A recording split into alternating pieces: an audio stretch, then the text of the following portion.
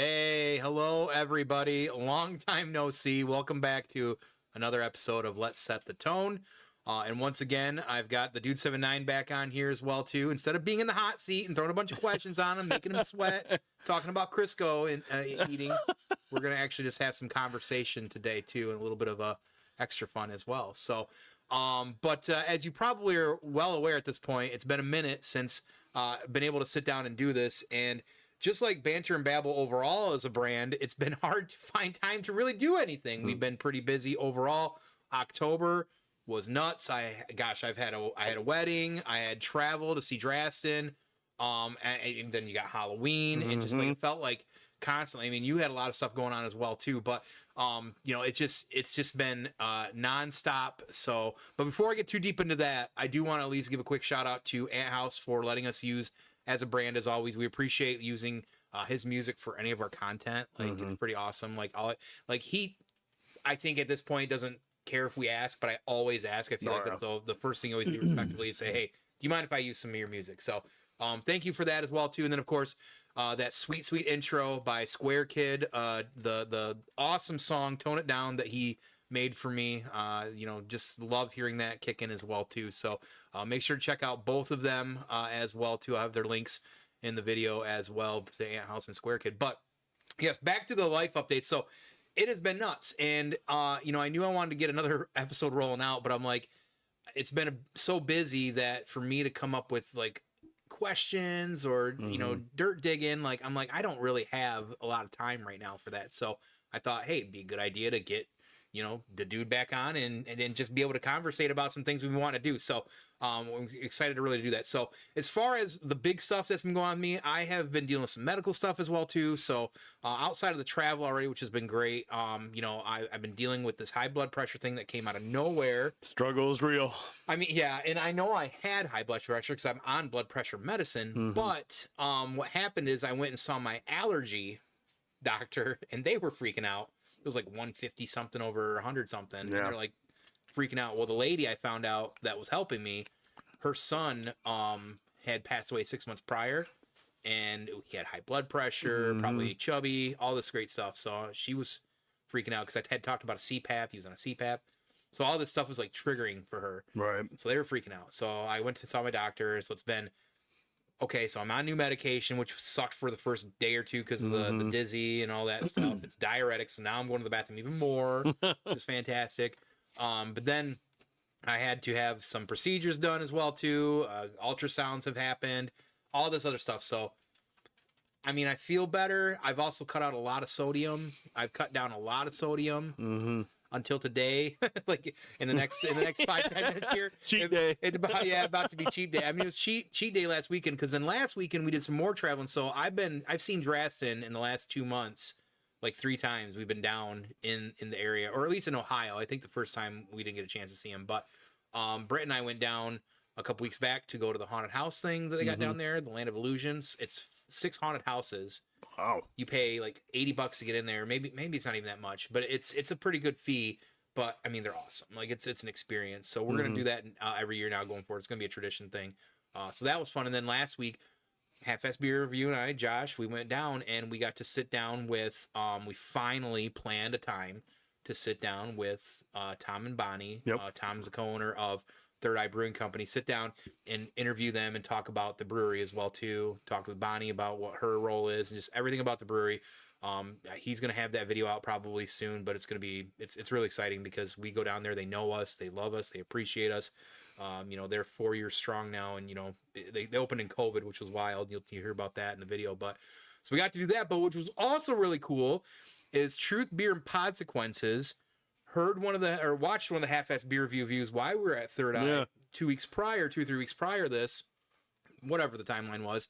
And they're out of Cincinnati. They're craft beer enthusiasts. And they talk about breweries, and they actually kind of do this thing where they talk about other pods and they critique them in like a jesting way, right? Yeah. They're, just to kind of either bring fun awareness or just to kind of poke fun or whatever it was. Well, it was entertaining. They messed with us a little bit and pointed out some things that were good point outs. Yeah. And said, hey, if you guys come back down sometime, meet up with us, let's have a drink. So we met up with them at a brewery that they said that we need to try out live, and we got to meet Julia and Marco, and it was a great time. We hung out all their day and drank a lot, and it was pretty awesome. So shout out to them for their hospitality. They gave us some beers, and then Marco gave us a bag of it was a bag of Dick's, because Dick's potato chips. So that was his bit. Here's a bag of Dick's. Here's a bag of Dick's. Pretty awesome. So that's my side of it. That's a lot of stuff. So you as well too have had a lot going on. It seems like geez, oh Pete. Yeah, this is the first. This is like the official first week of not having anything football. Like the season ended a couple weeks ago, and then we had our banquet, and then we had this and that. We had another event for the school district on one night, and it was just like, yeah, where are my weekends, dude? Like my weeknights. But now it's like, okay, things are slowing down, things are getting better. This week was good. This week was pretty chill. This weekend's not been too bad. Just the only thing right now is just every Saturday it's just raking leaves. Oh God. Yeah. You know, and you know, I complain about it because it's work, but at the same time, the kids are really getting into picking it up now, so that makes it easier. But you know, and I say it's annoying to rake leaves, but I love living in a wooded area. I love just being able to go outside and it's quiet and it's just chill. Right. So it's like you take the good with the bad.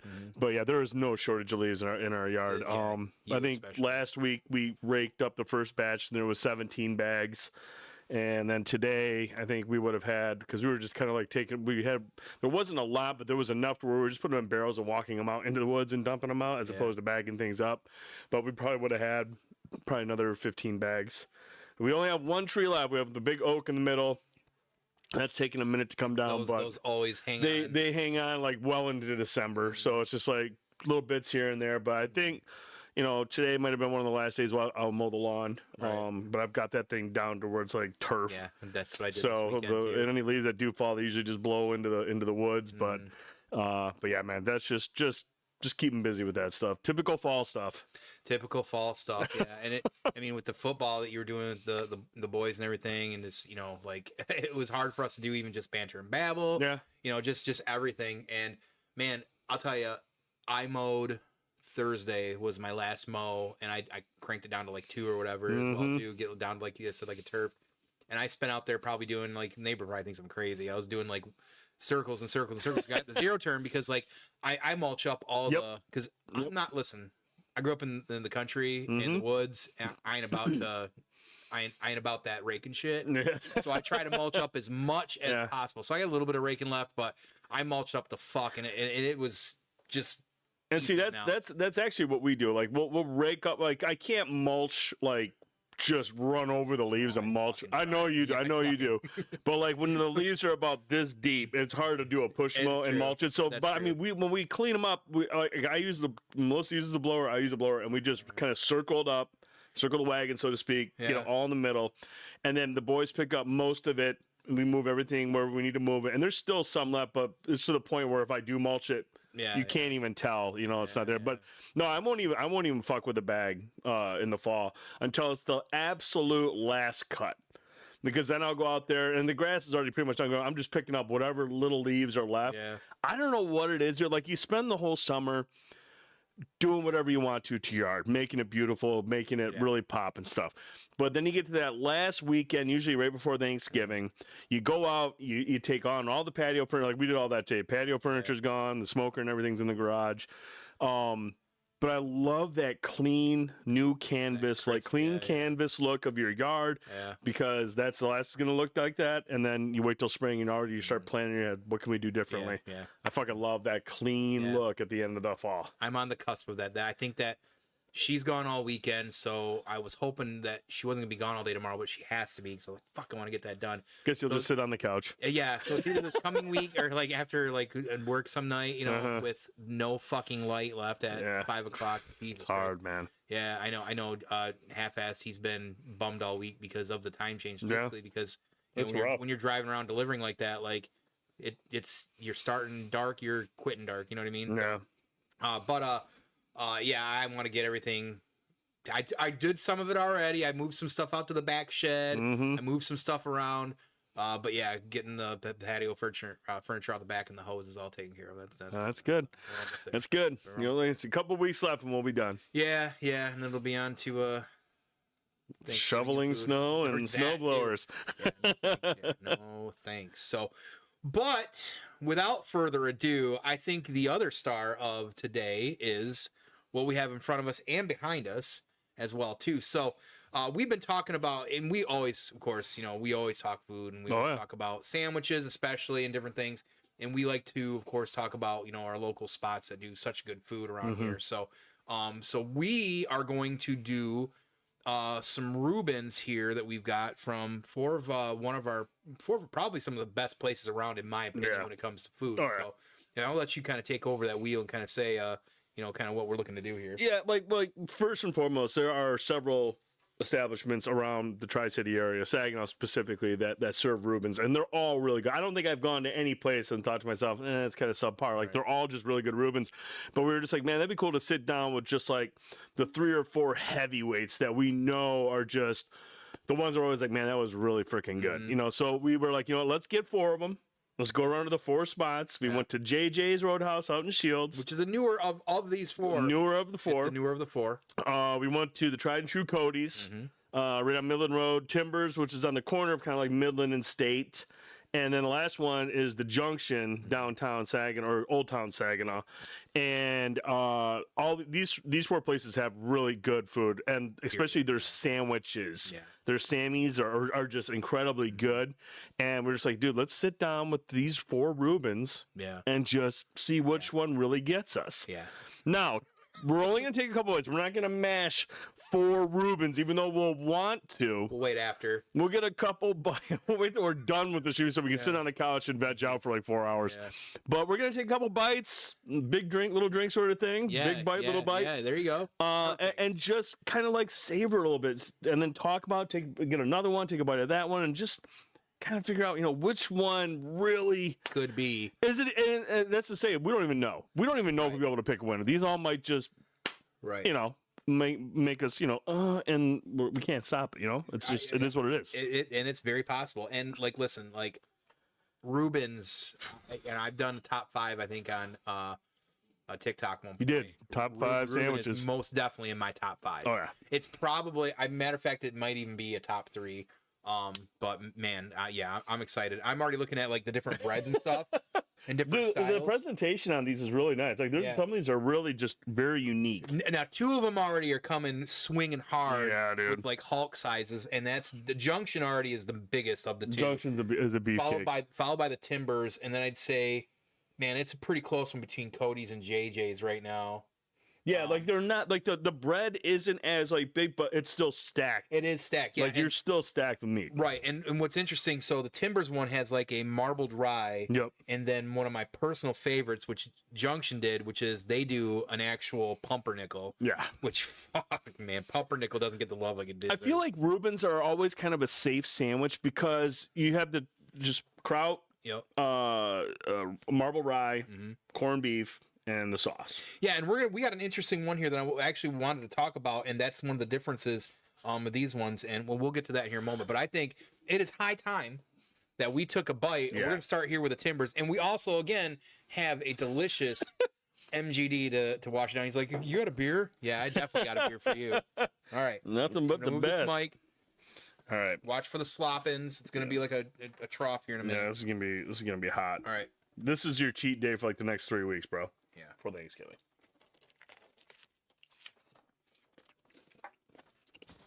Mm-hmm.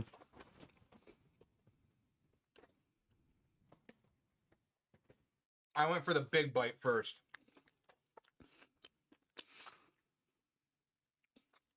And the sauerkraut really pops on that. Mm-hmm.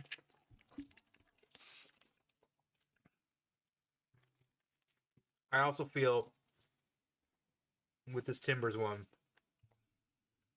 the sauce is a good balance. Mm-hmm. I mean, they're always a mess. Yeah, that sauerkraut is really good. That's nice, sour. Okay. That's a good start. And I'm a big I eat Timbers a lot. That's one of my spots. I also like that the corned beef is very tender. Like it's really tender and it's kind of thicker sliced. Mm-hmm. But man, the flavor on that thing, but the kraut really grabs you at first when you get into it. It's that kraut. but everything else just comes together nicely. I feel like the sauce is a little light. Yeah. I don't really taste a whole lot of sauce, but that's because there's so much flavor coming from everywhere else. Yeah, and that's a good point too. I maybe had a good bite because I'm kind of looking here and I feel like I got like a good bite there on that sauce, and now I'm looking at a couple spots it might not be as even, but a lot of places, one of them I saw did give an extra thing of 1,000 Island with it as well. Yes. Mm-hmm. So, all right, that's a first. I'm gonna take a nice swig of this delicious, Cleanse that palate. cool MGD.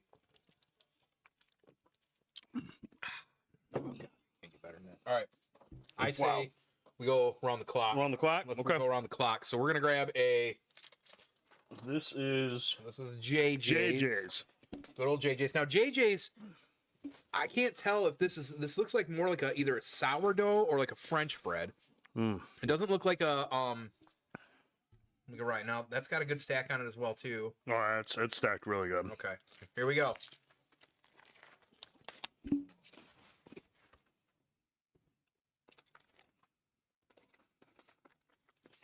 The toasting on that bread's perfect. Mm-hmm.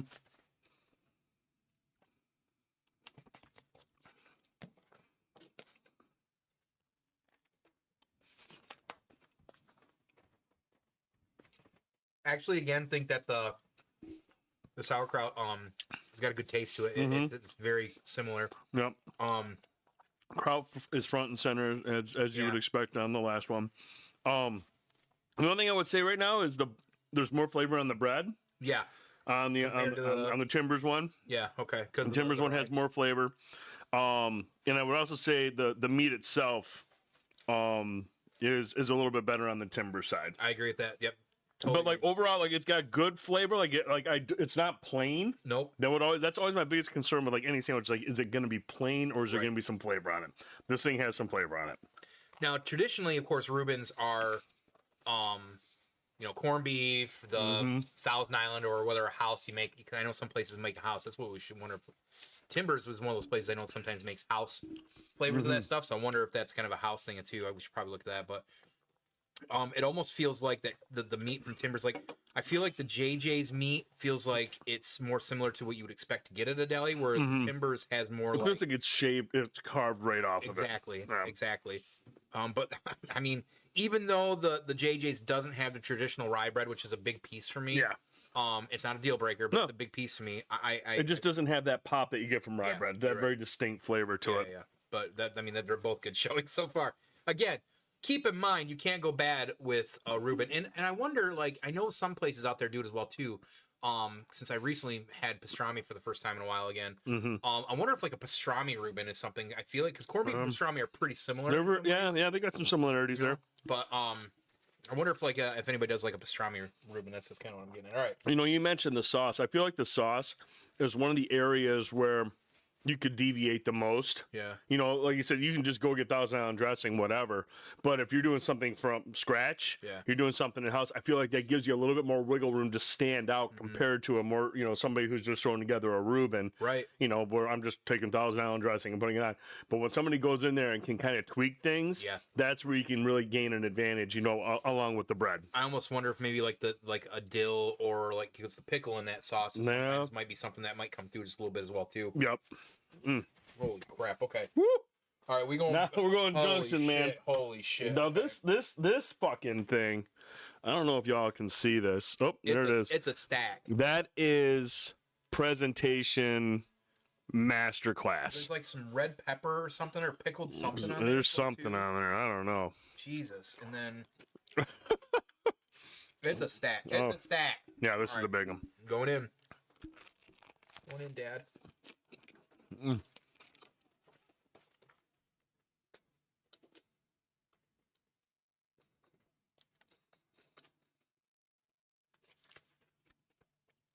Holy shit! Man. That stack of meat.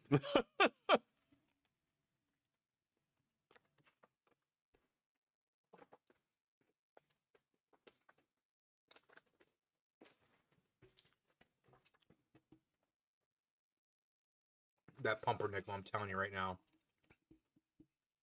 Man. I don't know if that's like a sweet pickled, like, whatever that is. If it's like a That's the junction. I'll look it up. Yeah, because I'm curious on what that is, because Jesus Christ. Because I listen, like I said, like I'm a Timbers guy. I go to Timbers more than probably all four of these places, sometimes even combined. So I've had the Reuben there a lot. I feel like the junction was first time I had the junction one. It's swinging pretty correct on it. All right, here we go. Oh, that's so good. This has. All right, so shaved corned beef topped with Swiss cheese, sauerkraut, Thousand Island dressing, and a house-made relish, all grilled on pumpernickel bread. They did something special there. Yeah, there's a house-made relish on there, so that's their sauce. yeah. So they do a Thousand Island dressing, like a tweak on it. Mm-hmm. See that, and then like a relish in there. That's I think the red things that we're seeing. That's when you and Junction's good about that too. Yeah. I feel like they always put a little pizzazz on their food. Mm-hmm. And their signs. I love they're always doing the funny road signs. Yeah, they got some hilarious signs. Yeah. Okay. That's man, I was already expecting, just from my experience and my love for the Timbers one, to come swinging hard. Mm-hmm. They're all coming correct so far, 3 of the 4. But this Junction one, yeah, I don't know. This is something else. So okay, that was super interesting. Mm-hmm.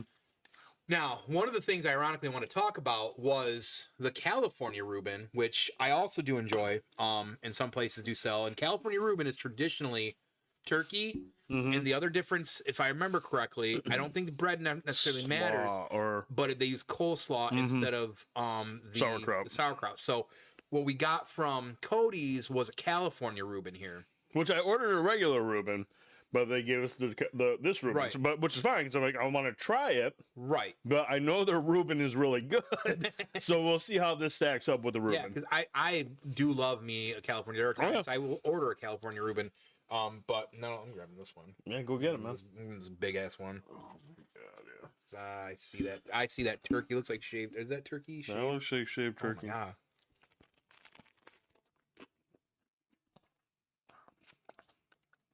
Now, as much as I love sauerkraut, I love slaw as well, too.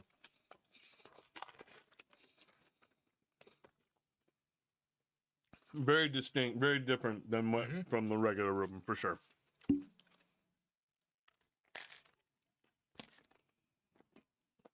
The bread is really toasty. It's really crispy.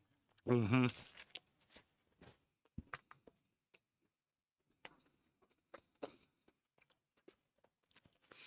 My only issue sometimes with turkey,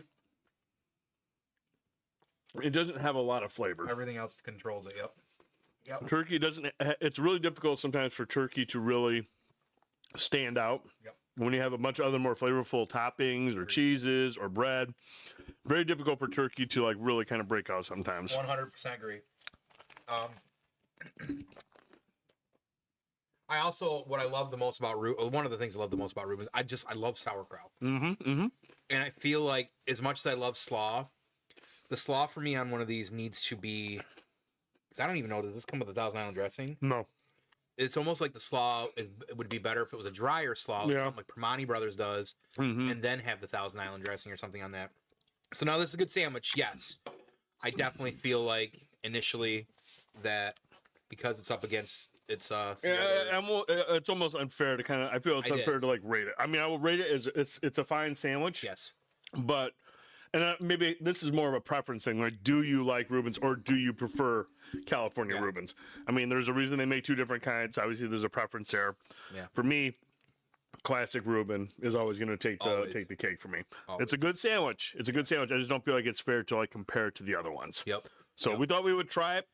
I have had Cody's Reuben before. Yeah. It's really good. Yeah. So I'm bummed that, this is the one we got, but at the same time, this is a good sandwich. Right. And if you're not into corned beef and you like turkey, can't go wrong with that. If like I said, the slaw kind of drives most of this, which is fine because sometimes the sauerkraut drives it, but like it just misses that like tang where it's more of a sweeter thing, I think. Yeah. That's kind of like, part of it as well too. And turkey is usually on a California, like anything sandwich, turkey is usually what they drive with on that too. So I feel like it's more of a West Coast thing anyway. So here we are, Tony.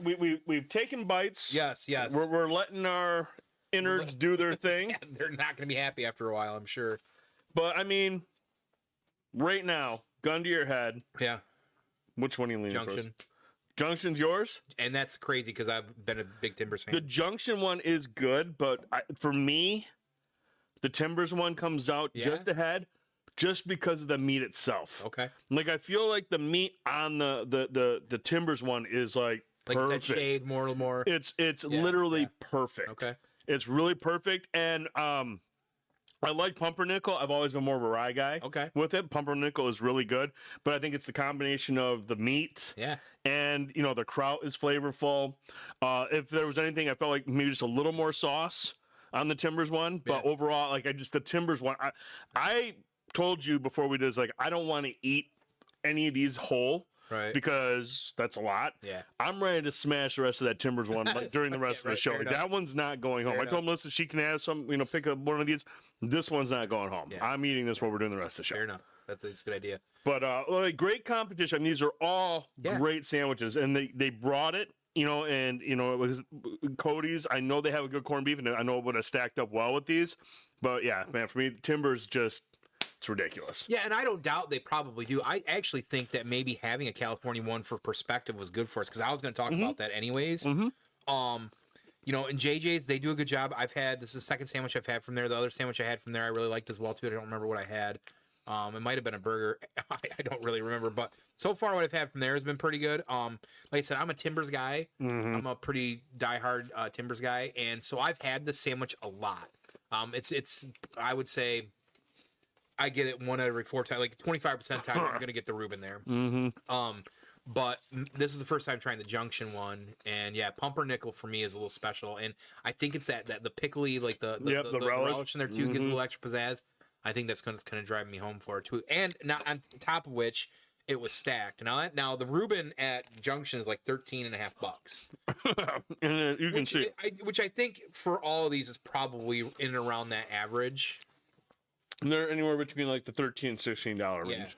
I feel like best bang for your buck, you're probably looking at Timbers or Junction. They both came with like the size for sure, presentation, all everything. of it. Yep. Just having the big stuff on there. So, but great. No, that's like listen, like I said, Reubens are one of my favorite sandwiches. I know we talk. I think a lot of us feel like between me, you, and Josh. I'm not sure I think Chris even is 12 too. But like we're all like Cuban people. Like we love a good Cubano or whatever as well too, but I'm telling you, trailing right behind, not too far, is going to be a Reuben for me as well. Junction has a good Cuban. Yeah, that's what you said. I would really like to see Timbers with the way that they make their sandwiches stacked. Yeah, lots of flavor. I would love to see them try a Cuban. I feel like they had one years ago. I might be crazy on that as well too, and I'm trying to think who else around here has a Cuban. I wonder if Levi's does. They don't. They have the train rack and the rail splitter. I don't think they have. Yeah, so they don't have a true. Yeah, and that's a shame because, like, again, Cubans are also pretty fucking amazing. And you make a fucking killer Cuban, to be fair. I love making them, man. Yeah, to be fair, you make a pretty gnarly fucking Cuban. That had to be stacked with everybody else's well, too. So let me ask this. So now that we've had the Reubens, let's talk about building a perfect sandwich, okay? Now, and I'm talking, like, start from basics. Let's start bread. Like, for you, if you're building a sandwich and you're like, hey, I'm going to Jack's today. I want a sandwich and I want to stack something. Like, how do you start? Like, I always think bread is always where I start first. Maybe that's cliche and everybody does that, but I'm always thinking bread first. Man, I mean, I would say the go-to around here for me is Spots. I can do a lot of things about the way that Spots absorbs whatever you put on the world around you. I mean, seriously, the sauce, the meat they put on, whatever, it becomes a part of, like, it is literally becomes part of the sandwich. And toasted Spots bread, oh my god! I'm trying to remember the type of bread that I got for those Cubans I made that one time. That was like an artisan, like it was like a sourdough bread. Yeah. One that you cut, like, and then it was like really, really good. So like I would typically go for something like that, maybe a little bit more thicker cut. Right. But like for me, like I have to, like I know some people, and I swear, just I don't know how that's a thing. Some people love their sandwiches with their bread just bread. I don't like it toasted. That when I was a kid. Yeah, I mean, cut the crust off and all that stuff. I went to I won't name the place because they're kind of new, and I'm gonna give them like a couple times to get their stuff going together. My understanding is I guess they had some issues trying to find people to cook in the kitchen and whatnot. But one on their menu, and like, you know, I always, whenever I go to a place, you try to find something on there that's like, you know, this is one of our specialty. They have the little symbol next to it, you know, Something that's the one to go. Yeah. And so I got this sandwich. It sounded really good. And the first thing I noticed when it came out, man, is that it was barely toasted. Fuck. And right there, I was just like, oh, dude, I need to have that crunch. Yeah. I gotta have that crunch with my sandwich. So I mean, like anything that I can toast or I can throw on the griddle to kind of get that crunchiness on the sides. Yeah. Usually some kind of like sourdough bread. That's usually where I'll start with something that's got. I need a lot of surface area. Yeah. Much like how Timbers and Junction handled theirs. Big pieces of bread.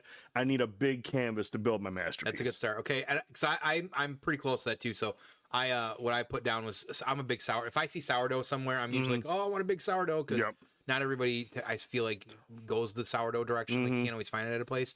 But pumpernickel is another one, so it's usually a toss up between the two of them on something like that. Because especially if you can cut it yourself and get like thick cut pumpernickel, fuck.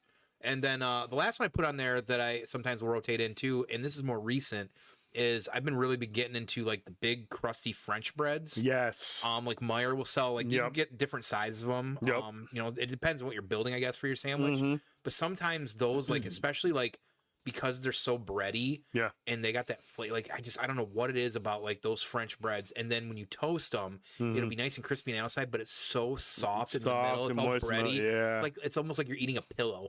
Like, I don't know. So I always think of that these days now too. So but other than that, so you got bread. Like, where do you go next? Are you thinking okay, it's cheese next? That's usually what I look at. It depends. You know, if it's the bread, sometimes I'll do when I griddle it or put it on the skillet or whatever to kind of crunch it up, I like to really go heavy on like butter, garlic, and really kind of get that flavor in there too.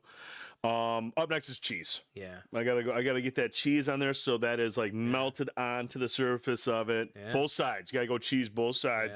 Get everything in the middle, but cheese is the next step for me. Either probably Swiss. I like Swiss on most of my sandwiches. I feel it's super versatile. It can go on a lot. It can go on turkey. It can go on Reuben. It can go on Cuban. You know, it's super versatile. I know people like traditional cheddar. Some people love American cheese. I feel like Swiss, especially a smoked Swiss, just that's you can't avoid it. Like when you bite into it, you're just like, there you are. That's a Swiss. You're Swiss, and I can get down with it. So Swiss is where I'm definitely going with cheese. Okay, I think. Similarly, I think it depends on what I'm building, but I definitely agree with the Swiss. But for the fucking life of me now, it's pepper jack all the time, or a Munster. Pepper jack's good though. Munster, man. I've been exploring the Munster thing a little bit as well too. Munster's good. Munster's awesome. I definitely can't, like, American cheese pisses me off. It's for low tier bullshit like McDonald's. It's just American cheese to me is just to keep your sandwich together when it's hot. I at first.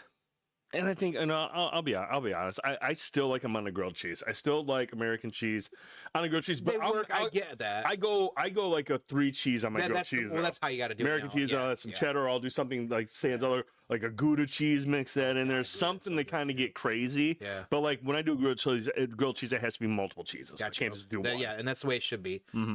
That's exactly the way I would build it as well too. Something similar like that. You got to go at least 3 cheeses, or what's the point of doing a grilled cheese at this point? But the pepper jack for me, I gotta have that kick. Yeah, I think that's what it is for me. I'm always thinking pepper jack, man, and I haven't done it in a while, but like even just sandwiches at home, like just simple sandwiches for lunch, it's typically ham, pepper jack, mustard, and that's it. That's all I need. That's you got everything covered. You got flavor everywhere on that. Just a simple salmon like that for lunch. So all right, so we got cheese. So let's talk meat. Like, what do you have something you typically go towards when you're talking meat? I am an Italian grinder guy. Yeah. So immediately salami, right? Yeah. Ham, capicola, something along those. Even some pepperoni if I want to get it on there. I love like a grinder sandwich. Roast beef is really good. Turkey is probably my least favorite because of what we talked about earlier. There's just not enough there for turkey to really stand out. It's got to be one of those turkees that have, like, if it's like a mesquite smoke flavor. So it's got to come with the flavor. It's got to come with something. Yeah. But like if I'm going meats, off gun to my head, it's gonna be salami ham, and probably pepperoni. Gotcha. If I want to get, I mean, obviously you don't always have that shit laying around, but if I'm making a sandwich, that's what I'm going with. Right. And I Jersey Italian grinder style sandwich or whatever, like a Jersey Mike's, or even we got Spucky's here in town. Like that's another one of the ones in my top 5. Those sandwiches are some of the best. If we are going the Italian route, then I'm going to swap out the Swiss with provolone. Okay, I'll go with some provolone because that's probably my next favorite one behind Swiss. Provolone is I like provolone. To me, provolone is like a high class version of American cheese. that's I think that's really fair. It's just very like flavored, and it's just almost like a conduit. I just feel it gets nice and gooey. It's a good cheese that gets gooey, and for like in a grinder or something Italian, something like that, I like to have a little bit more gooey cheese on it. I can respect the provolone game, but like when I hear American cheese, I just think people dumping a glass of yellow milk on my sandwich. It's just gross to me. I don't know. I have a hard time with it. So. No bueno. No. I'm a so definitely like I would say I'm a Black Forest ham psychotic. Yeah, like good. That is my favorite. Like if I'm doing a one meat sandwich, it's gonna be a Black Forest ham, something like that, or maybe even a honey roast once in a while. But I like that Black Forest ham. Definitely a gabagool, some capicola. I got a pack up there I bought at Jungle Gyms when we were in Ohio, and I still haven't touched it because I've been trying to watch the sodium. I'm watching the expiration date slowly count down. Yeah, I'm like, oh god, I gotta bust it out at some point. Definitely hard salami though. Yeah, oh my god, like just a.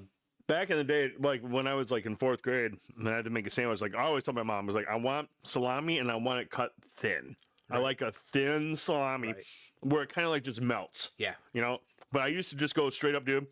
I'd go salami and she'd buy American cheese. But when it comes to salami, I need a cheddar. Yeah. So I would actually go to the brick cheddar that was in the fridge and just cut it into pieces and just stack it around the bread like a weirdo. Yeah. And then, dude, so much fucking mustard. Yeah. Boom. That was my sandwich. And, dude, I would stack that. I wouldn't even stack the salami. I would roll it into rolls and just like, I mean, this thing would be like this. That's what's up. And it was basic. It was Spotz's, salami, mustard, and carved bricks of cheddar. You're over here in 4th grade building these fucking masterpiece sandwiches, and I'm over here like going, give me the bologna sandwich, man. Get that Wonder Bread out, man. I want the bologna sandwich. Listen, no hate on bologna sandwiches. Yeah. I never eat them. Yeah. But if somebody said, hey, we're making fried bologna sandwiches, you want one? Fuck yeah, hook it up. Dude, that was one of the few times where I actually got down on bologna when you fried it. When it gets fried, that changes the whole dynamic of it. Like I feel like if I eat bologna just out of a pack, I'm just like, okay, this is fucking terrible. Yeah, it's terrible. Yeah. But man, you throw that thing fried up and then put it on a sandwich. Now we're talking. I don't mind them cold either, but I do prefer them fried. Like that was how I would eat the grilled cheese because I was like meh on the grilled cheese. Yeah. But if it had bologna in it, fuck yeah. Really? Fuck yeah. I always liked them. I can't remember if it was my parents or my grandparents. They used to make them with bacon. Grilled cheese with bacon. I mean, it'll be all melted in there in between the American cheese. It'd be all like gooeyed up, but man, you get that little crunch in there, a little bacon. Okay. It's good. God damn, my game was off. And then lastly, I think condiments for me, it's pretty simple. I think do you like to Dagwood stack condiments or do you? Dude, I mix mine. You do the new. That's the new bit right now. I mean, I've always done it. To me, the only thing that I like on a sandwich, and I feel like it's the greatest combination, is mayo and mustard. Okay. I put mayo in the bowl, mustard in the bowl. Sometimes I may put a little paprika in there, mix them up and do that, and mix up, and then get it so it's all evenly balanced. That's fair. But those are the only things I would fuck around. And then if I'm doing a grinder, I'd have like some kind of like a sub sauce, or Italian dressing, like a little something just to get that little pinch. Yeah. But yeah, mayo mustard all day. Yeah, mayo mustard definitely is king. And I was growing up, I was not much of a mayo person. I was more of a mustard person. But as I've gotten older, of course, especially getting into like Jersey style grinders or whatever, it's always the two of those as well too. So definitely a big fan there. However, once I discovered, and it was because of Drastin, that fucking jalapeno mustard. Oh yeah, I can't leave it alone. It's good. I can't leave it alone. I want it on all my sandwiches. I've been buying like chicken cutlets lately, grilled chicken cutlets, and I've just been dipping it in that and shit. Just because good though, man. It's so fucking good. And I can't get enough of it. It was really the gateway out of yellow mustard for me was actually, I mean, I think everybody got into brown. Brown mustards, I still eat them, but they're almost too sweet for me now because of these other mustards. Like I prefer, like I use yellow mustard so little, Dijon has become my yellow mustard. Oh, so really? I use Dijon a lot of shit too. Yeah. I like brown mustard. And there are some sandwiches where somebody will put on like, oh, that's fucking really good. But man, for me, I am just old school. Just you give me want that that French's yellow mustard, you know, and I love that. But like on a brat, if I see a brown mustard sitting around, I'm like, oh, fuck it, yeah, I'll try Yeah. a little bit. Oh yeah. Oh yeah. A little Absolutely. bit. But I mean, at the same time, if I see a brat and I see mustard, I'm fucking it's drowning that drowning thing it. and onions and mustard. That's all I need. Yep. Yep. And I sometimes will do pickles hit or miss with me. It depends on the pickle. Yeah. I do like you know, what is it? What's the man? I can't think of it. The loaf, the olive loaf with olives in it. Yes. Yep. Fucking sodium heaven, but God, I love that shit too.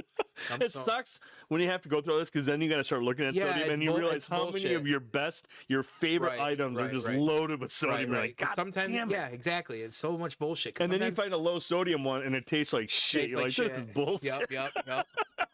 Pickled slice, either jalapenos or yellow banana peppers sometimes as well too. Yep. Like throw on there. Lettuce and tomato I just never have around, but they're not a deal breaker for me. Sometimes I don't want them, but I think the big key is kind of what you went back to is when you're talking like the mayo, the mustard.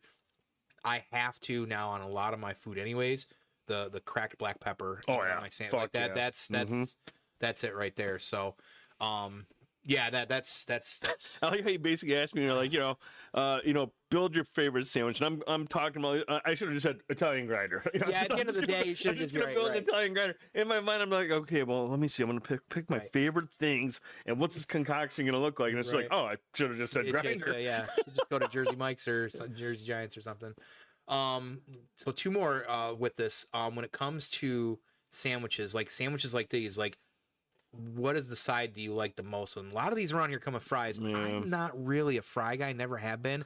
I have fries with these. I don't really care for the fries with them. I don't, as I've gotten, as a kid, fries or tater tots were fucking, actually, I'll take that back. I still think tater tots are a fucking premier side now. Absolutely. I would take tater tots over fries or chips 90% of the time. If I have the option, I'm doing the same thing. Oh, yeah. If I go to B-dubs, I'm getting dry rubbed tots every time. But I also feel like when you do that, you're really putting them on the spot now because if those tots are not cooked perfect, it's going to take away from the entire fucking sandwich. Because tots, to me, they have to be. There's only one way. There's only one way. There's only one way to cook these things. If you can bring them out and squeeze them like marshmallows, you have fucked up. Yeah, throw them. Take them. I won't even do it. And if they look like they're light colored like this, take them back. Take them back. I need I need this. Yeah. You know what I'm saying? I gotta have that. But sides, tater tots. Sometimes I'll do like a slaw if I know they have a good coleslaw. Okay. I'll fuck around with that with the sandwich. But tater tots are probably the one that I'll ask for. I feel like for me it is with a sandwich thing, and maybe it's a mental thing. I'd prefer like a pub chip or something. Sure. Or especially to make in-house chips. Oh my god, dude! Really in-house chips are the best. Yeah, and not everybody does that, and those are pretty top tier. I will say, Junction around here has the best curly fries. Period. I had them last time when I got a Monte Cristo, and I was blown away by it. And curly fries have always been a tough sell for me, but they're really fucking good. Oh my gosh, really I'm so sorry. Stop calling me. Tell my mom to leave you alone, dude. Come on, trying to have some fun today. Anyways. No, yeah, those curly fries are really, really good too. But yeah, tater tots. Yeah, tater tots for you. See, I don't know. Maybe it's because I don't know. Again, potato and me are hit or miss. But when there's a fries an option, I'm just like, okay, I'll go with the fries, I guess. Now, what about the pickle? That's the last thing. I feel like people are weird about that pickle spear. I like pickles, but I don't just like them like that. I don't have time. I'm giving the pickle spear away. It took me up until about 10 years ago to actually give a shit about pickles at all. Okay. I was never a pickles kid. Okay. I still, when I go to McDonald's, I'll order a burger. All I want, I'll say no ketchup, no pickles. I don't like McDonald's pickles, period. I won't fuck around with pickles on most sandwiches. But if you throw a spear on the side, and I'm feeling it, I'll jump into it. Okay. And I'll eat it. But like a spear on a Cuban or like the sliced pickles, that's no brainer. Yeah, that's fine. Right. But on the side, it just depends if I'm in the mood for it. Yeah. If I smash the sandwich and I see the spear and I'm like, oh, it looks good, and I'll bite into it, and if it's good, I'll smash it. Okay. But it took me a long time to even give a shit about that pickle, man. Most times I'd be like, who wants it? Yeah. Hand it off. Too. But I've grown. They've grown on me over as I've gotten older. Okay. Yeah, and that's how I feel. And I feel like the pickle culture has gotten out of hand recently, and at some point I want to address that. That community needs to know about it. If you could get sides of fried pickles. Yeah, you. Oh man, I'm hit or missing those too. You really? I just it's. and I love dill. It's weird because I love dill and I do like pickles.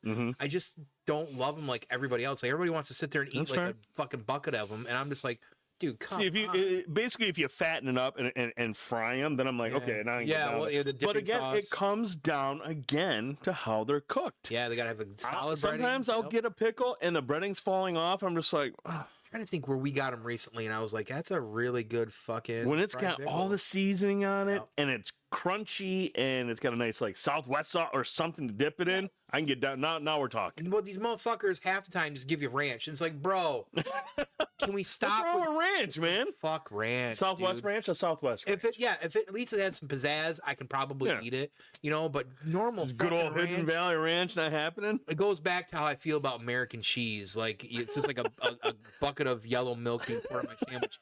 When I see people take whole slices and just dip it in the fucking ranch, I want to fucking Hulk out and just start slapping people. You should watch Ethan eat pizza. Oh god. Well, part of the problem is it almost makes me sick to my stomach to see that because all in my head I'm seeing is a glass of milk. Now, the exception to the rule, and if you haven't, you have to. Have you had Levi's home or their ranch is pretty fucking good. Yes, I've had it because when I go there I get a lot of their side and tossed garden salads, for whatever weird reason, are awesome. So yeah, I end up getting their house ranch. Dude, I'm the guy that's like, yeah, it's pretty fucking solid. I agree. I like a good tangy peppercorn. Yeah, like when it's sweet and stuff like that. Ugh. See, that's one thing that pisses me off because I worked there in college for several years, and I watched the guy make it from scratch, and I was so mad that at that time, right? At the time, I never said, "Hey, what's in that? Right. How do you make that?" And most of the time, I'm just in there hungover, or I'm making my way back into the walk-in cooler and just eating freshly shaved roast beef out of the bin. Yeah. But like, never ever ask the guy, "How do you make this ranch?" Because I would have been like, "Dude, I'm making it every day." He was just using milk in a Hidden Valley packet. You're all crazy. No, man, he would like be there like early in the morning making it. Like he went hardcore with it, man. They were very protective of that ranch. Well, that's a lot of. Hey, man, sometimes some people do it in the morning, some people do it at night. I guess fair enough. So we've been wanting to do that for a while. So that's the Reuben challenge here locally. I think we each sound like. I mean, listen, there isn't a bad sandwich on this plate at the end of the day. That's the reality. We win right now because we were able to do this. So. We win. Your toilet's about to lose. Right. I guess I shouldn't have cleaned it today. Oh, jeez. That's a bad idea. I'll hold it. Yeah, there you go.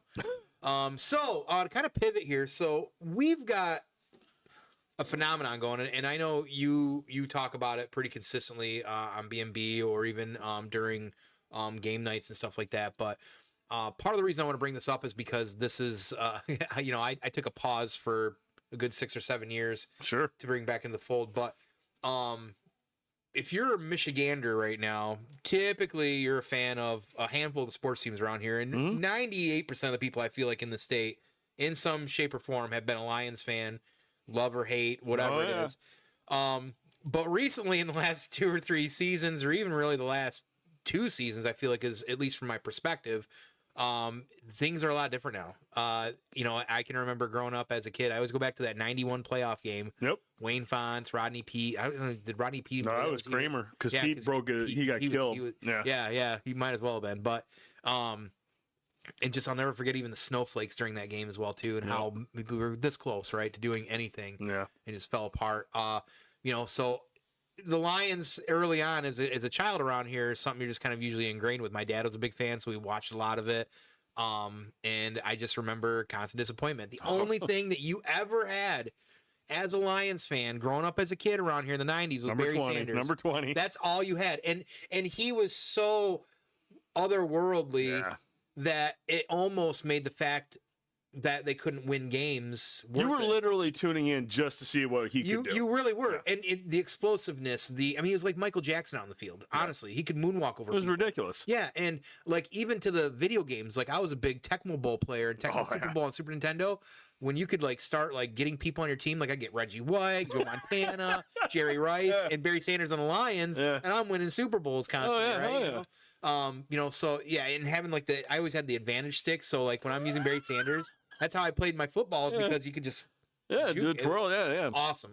So I say all that And then we have the mid 2000s. It gets awfully bad and worse. I mean, you still have you got the Megatrons pop up. I still have respect for Stafford. I would love to see what he would even do with a team like this now, but I don't know. I think we may be falling into finding our guy again as well too. So, and Dominican Sue, and all his glory, and they've had some great players and some of the best players at their positions ever, arguably. I mean, Barry, arguably one of the greatest running backs ever. Calvin Johnson, arguably one of the greatest wide receivers ever. You had Stafford, who was going to be a Hall of Famer. He had Ndamukong Suh, who, he was a problem at times, but just a dominant force on defense. Yeah. You've had pieces. You've had plenty of pieces to build around. Yeah, and let's start there. Actually, I want to start with there. We've had pieces. To my understanding and knowledge, growing up, and it was always pointing back to the Ford family and how they either mismanaged or how they didn't spend properly. Where does that start and end, and how did that? Is that part of what happened at the change? Because I know somebody else in the family is now running it, and maybe they're taking a closer pulse at it. Yeah. Are they partly to blame? The Fords? Yeah. Oh, fuck yeah. Okay. I mean, it started back. I mean, from far back, I remember is like '83. Back then, and watching the team, and during the '80s, that was kind of like. They've already hit the low point. Yeah. They're just kind of there. It's cool to have a team in Detroit. At the time, the Tigers were much more popular. Yeah. The Pistons were much more popular. And the Lions were just, they were just kind of, if I remember correctly, the Red Wings weren't very great in the 80s either. They had kind of like a downtime. Until the early 90s. There's 90s is when they really took off. But, there was a losing culture. When I was born and started watching, it was just kind of this disappointment every year, mediocre football. Nonsense. And I felt like it was made worse by the Fords because they kind of set this precedent of going like, look, we'll pay you a bunch of money, but we're not going to hold you accountable for anything. We just want to get the name in the jersey so the people come out and pay to see the game. But we don't give a shit about the winning or losing. We just want the stadium full. We want the Silverdome full of people, full of hope. Silverdome too. Oh, hey, we drafted Barry Sanders. He's the most explosive player in college football, and he's going to be at the Lions. Yeah, we're not going to put shit around him, though. No. Because and when you have that losing culture, unless you show up with that bag of money where you're overpaying for somebody, no respectable athlete was ever going to be like, I'll go to Detroit. Yeah. Oh, yeah. I want to. Nobody went to the agent and said, I want to go to Detroit. And it's a tough market for all our sports teams in that sense, too, to be fair. And it's just like, so you have this losing mentality, this losing culture, no expectations, no accountability. And it was just as long as people, because the Midwest is a football area. Everyone loves football. And it doesn't matter how shitty your team is. People were going to pack for the Silverdome. Yeah. So they just showed up. And when you have a mediocre product and yet you're still making bank off jerseys, off the full a sellout crowd, what do you have to do? Right. You don't have to pay top dollar for a high-end free agent. You don't need to. You can keep that cost low, make all the money off the sales of the tickets, how they make their money, and you just get complacent. Yeah. You don't care. You're the Fords. Your moneymaker is your cars. Right. They don't give a shit. Like, oh, this is just a toy. This is like for 40 years, right? Yeah, like for a long time. Like, Willie Clay Ford was under just constant, but everyone just agreed the old man doesn't give a shit. Right. His kid doesn't give a shit. Right. It's just like nobody fucking cares.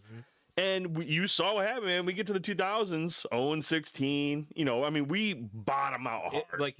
As if it wasn't tough enough. Yeah, you've reached like it was like that. Low. It was that before or after Schwartz. That was, I think, was that the Rod Marinelli season? I don't think it was Schwartz. 2008, I think, is when we went 0-16.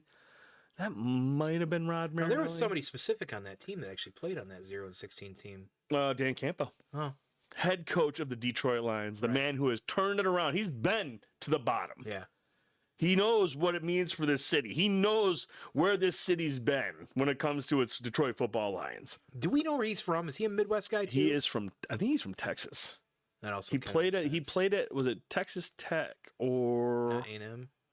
A&M. I think it was A&M. For any reason, I feel like And then, so yeah, I'm pretty sure he's from down that way. ass and mouth or whatever it is. But yeah, it's just, yeah, man, growing up, it was just no expectations. You know, especially when you're a kid, you just hope. You're like, oh, I hope that they're good. I hope that, you know, I'm here to watch Barry Sanders, and Barry Sanders is going to lead us to a Super Bowl. And like, best we can do for this guy is get him to an NFC title game and have him get shit on. You know, just destroyed by the Redskins. Yeah, barely making it as a wild card or something. Yeah, it was. Well, I mean, that season they were good. They won 12-4. Like that was the season where Mike Utley. Oh shit! He got paralyzed and gave the thumbs up, and I think they went on a fucking tear after that. Like they won several straight. And riding on Eric Kramer, he was leading the charge. Oh, so you had you had like the best storylines. You have like, hey, play for Utley, and then everyone's favorite player is the backup quarterback. Oh, well, here comes the backup quarterback. So you had like those two narratives that people just fucking love. Well, I mean, you don't love that Mike Utley, but the motivational side of it, like get the team hyped, and then you have the backup quarterback's in, he's gonna save us. And so you had a lot going on for that season that made it exciting, and you still had the most exciting player in football, Barry Sanders. So. That season was honestly just, I still remember that season. It was an incredible season. Yeah. It was awesome. I do remember that as well. Damn. Okay. So we hit rock bottom. We're doing the 0 and 16s. And is that's when Schwartz comes in at sometime not long after, I feel like. I believe early 2000s. That was like 2011ish, 2010. Yeah, you had Sue. You had the Marty Morningweg era. You had the Steve Mariucci era. You had the Rob Marinelli era. Listen to these fucking names. Listen to these fucking knuckleheads. You had. So, I mean, and when we got Mooch, I was like, "Fuck, finally!" Yeah, right. And we got Mooch, and then we got Mike Marks as the offensive coordinator, the guy who did the Rams. When Kurt Warner was like, "Man, we got."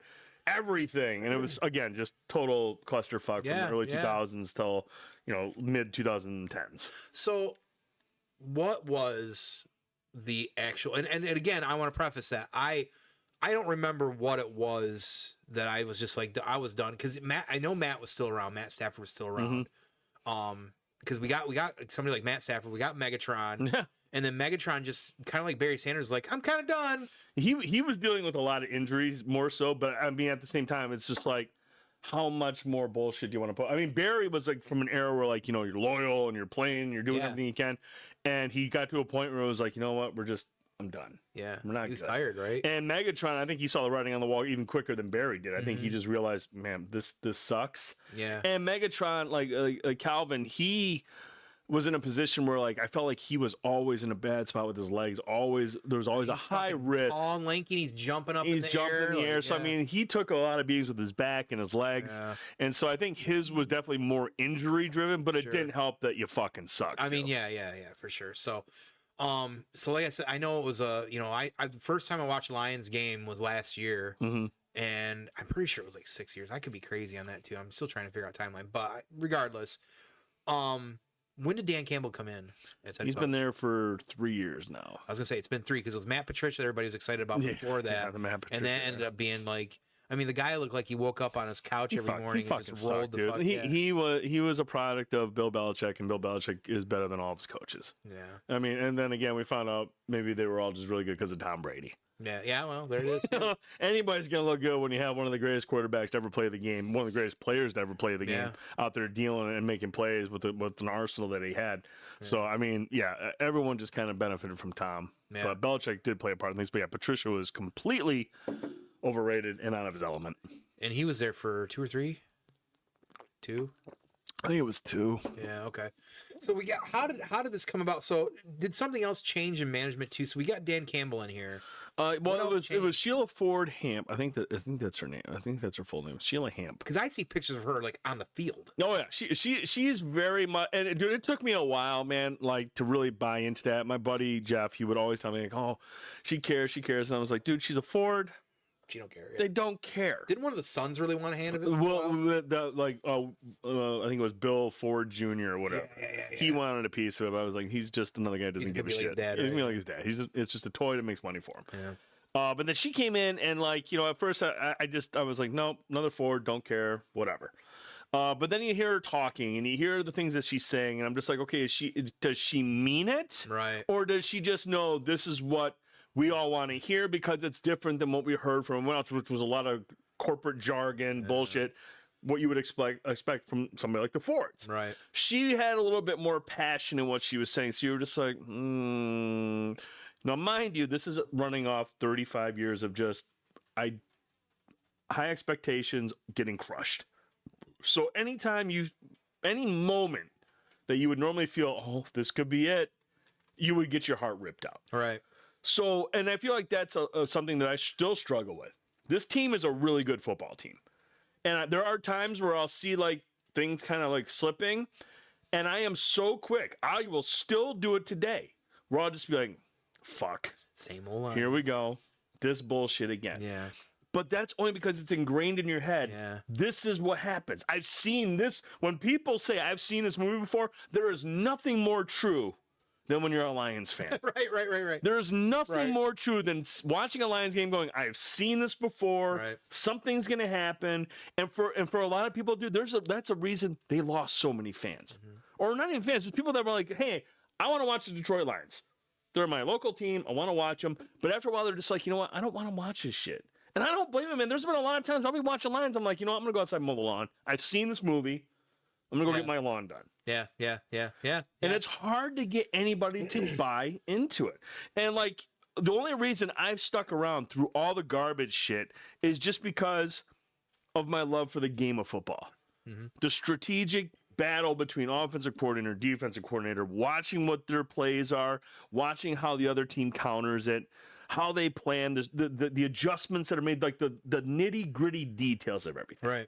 I absolutely love that aspect of the game. So I'll watch a shitty Lions game because I want to watch it, but I'm watching because I'm hoping some point they'll fucking figure it out. Right. And here we are. They're starting to figure it out, but it's really easy to fall back into that here we mentality. Go. Well, I mean, like I said, I had to stop watching because and I was never like, I don't know how to explain. Like, as I got older as an adult, I didn't watch it as much, but I paid attention. Yeah. I would watch some games. You know, sometimes I would plan to watch the game or have buddies over or whatever it was. But I just got to a point because I loved Matt Stafford. Yeah. I was a big Stafford guy. He embodied a lot of what makes Detroit. I mean, just nitty gritty. Yeah. Always. I mean, incredible talent. Yeah. But he'd get down in the fucking thick of it. Yeah. He'd make some gutsy plays. Yeah. Get injured in the process, and he'd fight through that injury to win a game. I mean, there was one game, I think it was against Cleveland or Cincinnati, where he literally blew his shoulder out. Right. And he was still And he took the snap and still charged into the end zone. Yeah. Or I can't remember if he threw. He did something where he fucked up one of his shoulders, and he still ended up winning the game. And they were just like, he was like, I gotta come out. And I think he sat out. I think he was out for the rest of the season or some shit. Wasn't also a time with something with his thumb? He had so many injuries because our offensive line wasn't shit. Right, he was getting battered up, but he was still taking it. Oh, he battled. That was why Lions fans love him so much. That grit. You know, I love Stafford. I appreciate what he did when he was here, but I'm also not of the mind where everyone's like, oh, we got to do a tribute to him when he comes here and plays here. Like at the beginning of the season, I'm like, oh, we're playing the Rams. We got to do a tribute, a thank you video for Stafford. And I, of course, get sadistic as fuck. I'm like, what are we thanking him for? Right. The first playoff loss, the second playoff loss, or the third playoff loss? What are we thanking him for? Right. I mean, yes, I appreciate his efforts. Yeah. But they didn't translate to much. Right. And we have a guy now who's getting shit done, taking us places, and you want me to put together a video that says, Stafford, thank you so much. Maybe when he retires. Yeah. Not when he's coming to town to play a game. I love Stafford. I want to see Stafford get knocked out of the game, get beat up, and leave the game because he doesn't want to play anymore. Right. Get injured. I don't want him to get injured, but to the point where he's just like, you know what? I'm done getting hit. We're getting killed. I'm out. The look on his face of disappointment when Lions beat him this year was all that I needed to see. Dude, that's what happens when you leave. When you demand to leave. Yeah. And now, granted, it's not all his fault. The teams were bad. Yeah. But you don't get to demand to leave and then be like, demand a tribute and I want respect and I want you guys to love me. No, doesn't work like that, Chief. To the point where after one of the games, it might have been last year, and they asked him a question about something, and he had a snarky response. About the fans. Yeah. I remember that. He still wanted him to kiss his ass. It's like, bro, you left. No, you left. You left, dude, and won Andy won in Super Bowl. What are we kissing your ass for? Right. I kissed Barry's ass. Right. You know, but I mean, it's just like wait till you're retired. Yeah. When you're retired, man, open arms. Yeah. Come on back. Goff's our guy now. Sorry. Yeah, we got our quarterback. He's got more playoff wins in Detroit than you ever did. Mm-hmm. So thanks. Sorry, bro. But no thanks. Yeah. So Dan Campbell comes in. So, 3 seasons ago. When did she take over? I think she might have been a year before he was hired. Okay. I think. So what is going on differently then? Is because it feels like for the first time in a long time, like Detroit's all of a sudden got money they can spend on players now. Are they opening the pocketbooks? Like what's happening kind of behind that? I think it's several things. I think first of all, Sheila Ford Hamp, like I said, she actually cares. Yeah. And I've gotten to the point where I'm like, you know what? I think she does care about the product on the field. I think she cares about the fact that people are paying top dollar to see this team play. And I don't want to say she feels guilty about it, but she doesn't want to be recognized as somebody who's like, I'm just here for the money. Yeah. Detroit is a city that's not typically full of rich people. Right. When people come see a Lions game, they're spending their hard-earned money. Blue collar. And she wants to be mindful of that. Right. I think she wants their best interests in mind. Like, let's create a product that's good. And it does require you to open the checkbook. It does require you to pay a little bit. But at the same time, she put the right people in charge. Not only hiring Dan Campbell, but hiring Brad Holmes away from the Rams, who this guy just somehow knows how to fucking draft better than any player or any coach or general manager the Lions have ever had. Like he can go. That's a huge piece. He can go through a draft like the draft combine and already know. This guy's a stud. This guy's a stud. This guy's a stud. And when he does his drafting, everyone's like, "How are you taking Jahmyr Gibbs at number 15? Like, what are you doing?" Right. Everyone's like, "Remember that? Remember there was so much shit." Everyone's like, "Oh, you're a fucking idiot." And like right now, Jahmyr Gibbs is averaging like 3 or 4 yards a carry, where he's not even touched past the line of scrimmage. Right. He's averaging almost 6 yards a carry per carry, like in general. And he's one of the most explosive running backs in the league. He's on pace for 1,300 yards and 10 touchdowns. It's shades of like growing up again a little bit. I got to be honest, because it's his explosiveness. Like I don't know if anybody will ever have the ability to juke like fucking Barry Sanders. Like I said, that's next level. But like when I see that explosiveness, I'm just like, because I'm not used to seeing that on the Lions since I was a kid. It's been a long time since we've had playmakers. Holy shit. Yeah, because you see that, you're like, holy shit. Yeah. Like, what the fuck? And then you look at everything and the thing that makes us even better about Brad Holmes is doing is like the one draft. I mean, fuck, you got Penei Sewell. We've got Amon-Ra St. Brown. Yeah. All these guys. You've got all these fucking stud players from top to bottom in the draft. And the thing that makes it easy to do well right now is they're all on rookie contracts, or they were at one point. They're all on rookie contracts, so you're not overpaying, right? But when St. Brown has done what he's done and Penei Sewell has done what he's done, they extend them, they give them their bag, they give them all the money. You're basically saying you come here, you work hard, you do what we ask you to do, and take advantage of when we put you in the situations to excel, and you do it. Payday. Mm-hmm. Now you'll get your money. Now you have a culture where everyone listens to Dan Campbell. I don't know if you've ever watched any of his videos where he speaks. That the guy gets it. He knows how to talk to people. He was a player. You can just tell. He's absolutely a player. He doesn't bullshit players. He doesn't. He'll fucking tell them like, this isn't going well. Right. This isn't going. It takes me back to what I heard Jim Leland say in an interview. He goes, "If I lie to a player, I lose them forever. If I'm blunt, honest with the player, I lose them for a couple hours. Because you lie to a player and they fail." They'll never trust you again. Never forget it. But if you can hit a man to the straight to his face, hey, here's where we're at. It's not working, or I need to hold you accountable here. You have two choices: be a man about it, step up, get better, or leave. Yeah. And there's so many players that just want a guy that'll be like, no, it's not working. You're not doing this right. You're capable of it. And when you have that, you buy into it. You believe the man, and then, like they always say, you'll run through a wall for the guy. Damn, yeah, okay. So you've got this culture. You've got the lady in charge who's like, look, let's make this. Time to take it serious. We want to take it serious. Right. I'm going to hire these two people who know what the fuck they're doing. Let them do their thing in synergy. They feed off each other really well. Holmes knows what he wants. Right. And Campbell tells him, here's what I need in these positions. Let's make it all work. And so now you have this culture through the entire organization, top to bottom. Finally on the same page. Everyone holds each other accountable, and everyone goes out with the intention and the mindset, we're going to fucking win this game.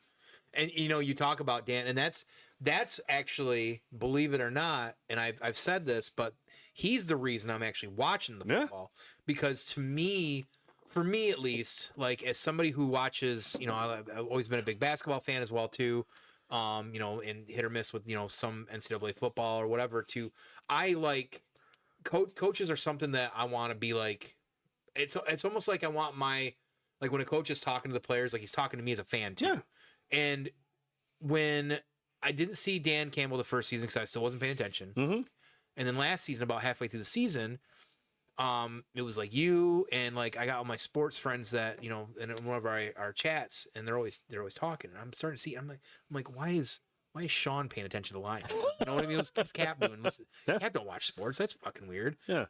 Why are these guys so excited about like what's going on here? And I'm watching this, and I'm just like, okay, guys, haha. You know, I'm still clowning on them. Yeah. I think I was even a little bit you. I'm like, right, like when's this going to turn sour? You're right. Well. We just talked about that. That's how it's always been. Right, because I've been salty. Like I went to the point, and I'll never forget throwing out my fucking my fucking Lions helmet party bowl. Yeah. And my socks and my shirts. I threw out all my shit. I said, I'm fucking done. Yeah. I'm not doing this again. I can't. I'm sick of this. And there's dude, that's everybody that grew up during that era. Yeah. You're just tired of it. I was just sick of it because like we got Matt Stafford, we lost Megatron. Mm-hmm. I'm like, there's always these hints of excitement, and it's just fucking rip your heart out. Doesn't matter.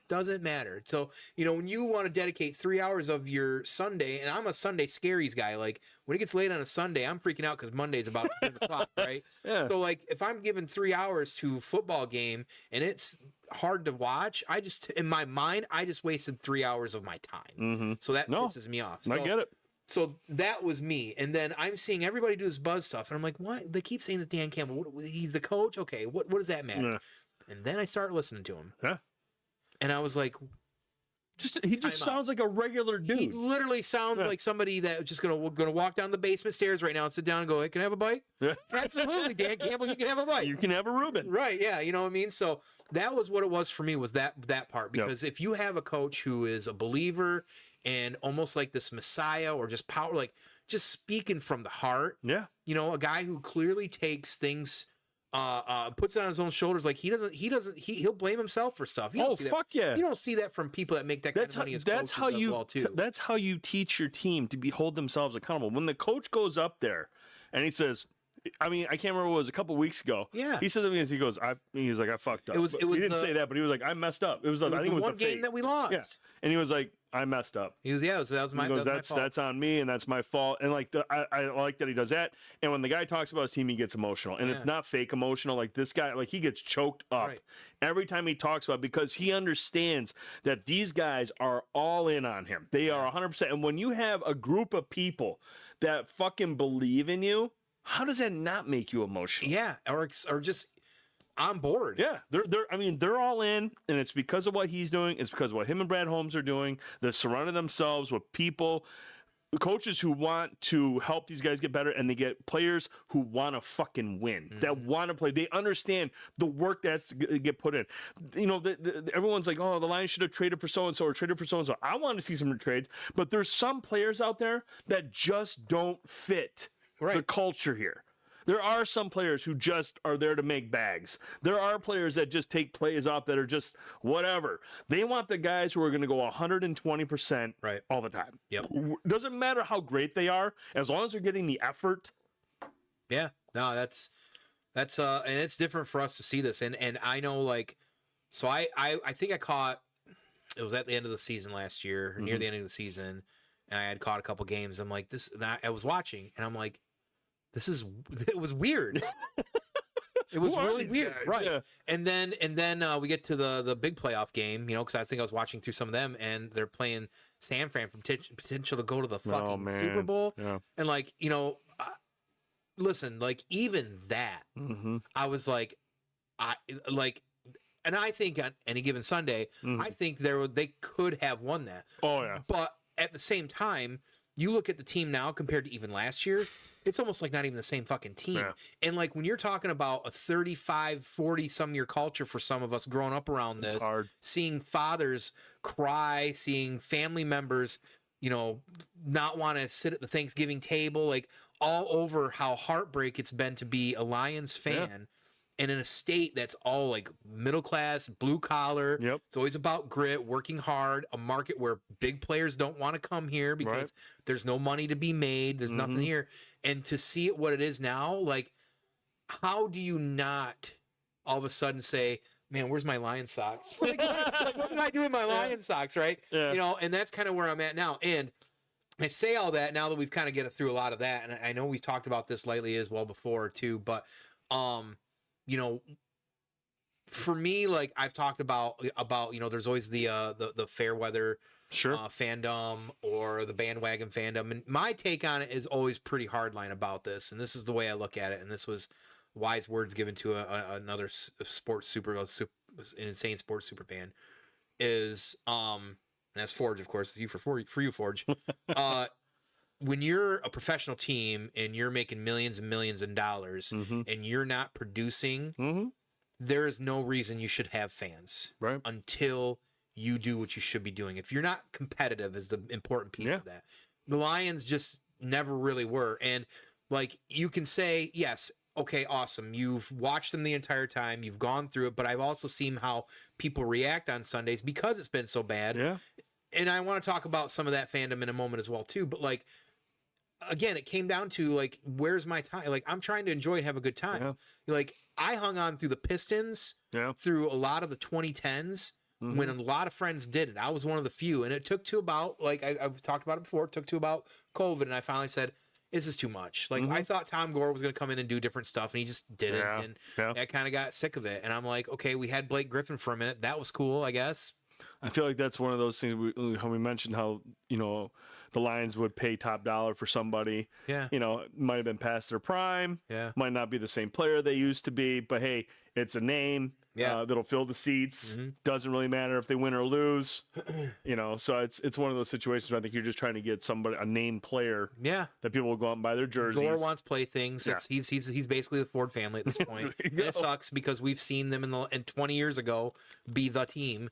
You know what I mean? And so what I'm getting around to is I understand a lot of you Lions fans out there are very protective about being nonstop hardcore, watching the downs and everything like that. And hey, good on you. But in my reality, there's just other things for me to spend my time in. And, you know, when you're a sports team, like Forge says, your job is to produce, you know, some form of outcome, a good outcome, and be competitive. And if you can't, then you don't really deserve fans, or, you know, whoever the blame lays there. So, it really only took me a season or two because of Dan Campbell to get back into it. I mean, of course, all my friends are talking about it now.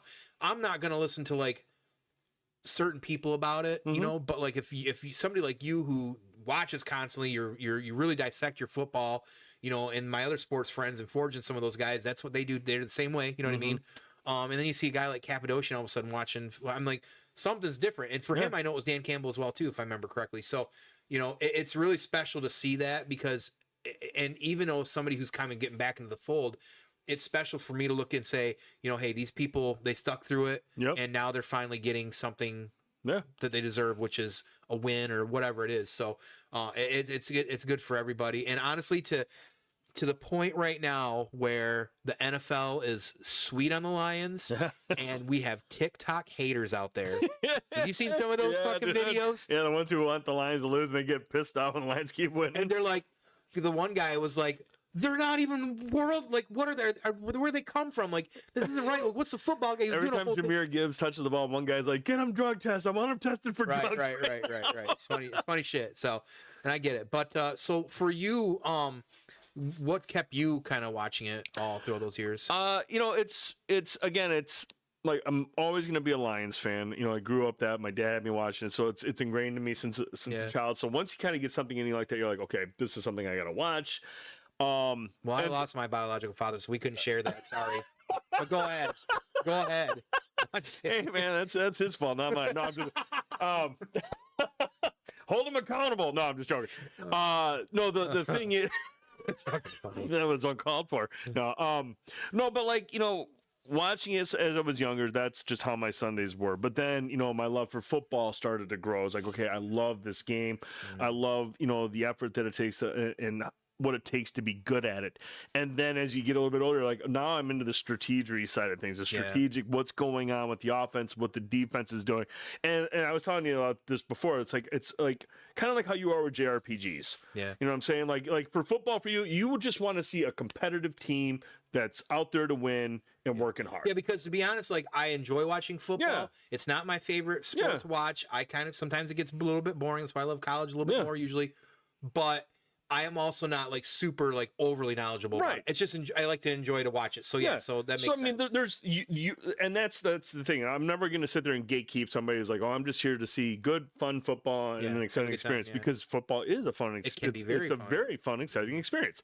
But then, like for the people like for yourself, you're a JRPG guy. You love the menus, the numbers. You love the numbers, the menus, getting in there, building your party, having the synergy where it's necessary so you can execute your plans and have everything unfold the way you want it to unfold. I'm the same way when it comes to football. I like watching what the offensive coordinators drop. I like to see the players they bring in and how they plan to use them. And then not only that, watch what the other team's defensive coordinator does, and watching that chess match. Yeah. You know what I'm saying? Like when I play JRPGs, like I can't get into it. I can get into them, but I don't get into the nitty gritty that you do. It's just like, man, he knows all this shit. Like I'll be in the menus for a few minutes, fuck around, move stuff around, be okay, I think this will work, and then I get my ass kicked, and it's just like, oh, I got to dig into it more. But like that's where I'm at with football. Like it's not just about the Lions. It's just football in general. I love the nitty gritty. I love the chess match between the offensive coordinators and the defensive coordinators. So like that's why it's easier for me to just flip on a game. Right. And even if the Lions suck, I'm looking at our roster. I'm trying to figure out why this player was drafted. What's their skill set? How do we plan to use them? And more often than not, back in the 80s, 90s, and early 2000s, you're just like, why the fuck are you using him like that? Or why did you even get this player? Right. They don't fit your scheme. Right. And when you do get a player that fits your scheme, they either get hurt or they don't execute where they should. And it's just like, we can't ever find the right pieces. Right. That makes... So that's why it's sense. At the same time though, I understand like I like playing JRPGs and because they can be fun and exciting. But at the same time, at times if I suck it, I'm just like, I'm fucking going away from this. I'm done with this for right now. I think that two things. One, I'm more like that with basketball. Like when I watch basketball, I'm kind of more like analytical. I know you're a big basketball guy. You're more into the fundamentals of it all. Sport of the gods and the greatest sport for one. Second best, but yeah. Fair enough. But I do think that it's when it was first said to me, and I think Forge was one of the ones that first said to me during the Schwartz era, which made me watch it a little bit differently, was like, I think I'm more like chess. Yeah. But I think the JRPG analogy is a better route, because when you said that to me, I was like, oh my fucking God. Because now I'm looking at it like an 11-person team, and I'm thinking, well, who's the fucking rogue? Well, that's the fullback or somebody, or who's the... Everyone has to have a different skill set. So now all of a sudden I got a D&D team of 11, and I'm thinking like, you're the mage, you're the fucking barbarian. So, that's funny that you do that as well too. So, okay, so that's fair. So, I mean, that's cool. That's a good reason to kind of watch, continue going through that as well too. So, other than that, I think, what are we looking for here now as far as, playoffs as well, too? Well, I mean, right now they're number one in the NFC. They got that number one seed right now. I think in the division, Green Bay has lost a couple, and I think they just lost Jordan Love for a short or a long period of time. I don't know. He got hurt against the Lions, so he might be missing a couple of games. The Bears are kind of like coming down to earth. They started out pretty high, but they're still formidable. But the Vikings are probably the only other team that's like they're still kind of riding high. They're definitely over what's the word I'm looking for? Overachieving right now. Yeah. I feel like they're in their quarterback, but I mean, who knows? Maybe this is Darnold's breakout season finally. But I mean, they have a really good team. They have a really good defense. But right now, the division, we've got like a little bit of a cushion. The North is a pretty solid division. I mean, right? I think it was up until last week. If the season were to end, all 4 teams would make the playoffs, which I don't think is ever done from a division.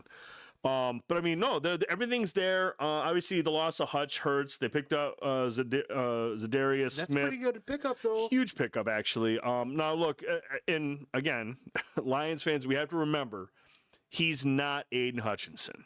I mean, what was that? Just the other day, I think after 3 weeks since he's been out, he's still the number one. He's still like number one in several categories, which is, again, you can't underestimate how impactful Aiden Hutchinson's been on defense. He was clearly on his way for Defensive Player of the Year, and it wasn't even going to be close. Yeah. He was on a roll. But this does give us a presence at the edge to get some pressure on the quarterback. You know, I'm not expecting him to be Hutch, but the thing is, the reason that this was a great get is because he's under contract through next year. So now when you have Hutch come back, you're going to have Hutch on one side, Zadarius Smith on the other, and then you got Reader and McNeil. And the thing with Zadarius Smith is the reason a lot of people think that he's doing so well, that he was doing so well in Cleveland, still performing, is because he has Myles Garrett on the other side, who is last year's Defensive Player of the Year. Another formidable defensive end who is just an absolute monster. So when you have one guy on one side, a couple of decent players in the middle, and then somebody like Zadarius, your offensive line can only block so many people. Well, and your quarterback's sweating on both sides of his face. Because you got, like, the offensive line is like, okay, well, here's where Myles Garrett is. We got to be concerned with him, so we're going to shift everyone this way. The blocking protection's coming this way, which gives Zadarius more one-on-one stuff. He's not going to get a lot of one-on-one stuff here, because he's probably our best defensive end. You got Pascal on the other side who's decent, but you get a good push in the middle with McNeil and Reader. So as long as he's pressuring the quarterback, I don't need sacks. I just want the quarterback to be uncomfortable. I don't want him to sit back there and be able to pick apart our secondary. As long as there's a pressure and he has to move, the secondary is at the point where they're especially with the safeties, with Branch and Kirby Joseph, the secondary is good enough to where if the quarterback's pressured, they can make plays. Cool.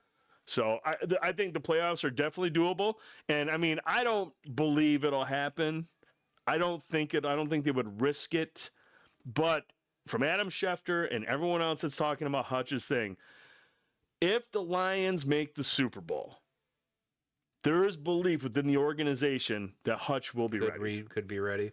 And if you had Hutch, if he's at 80%, 85%, whatever, He's all pressure along with Zadarius on the outside, and those are the guys in the middle, your defense is going to go through the fucking roof in the biggest game of the season.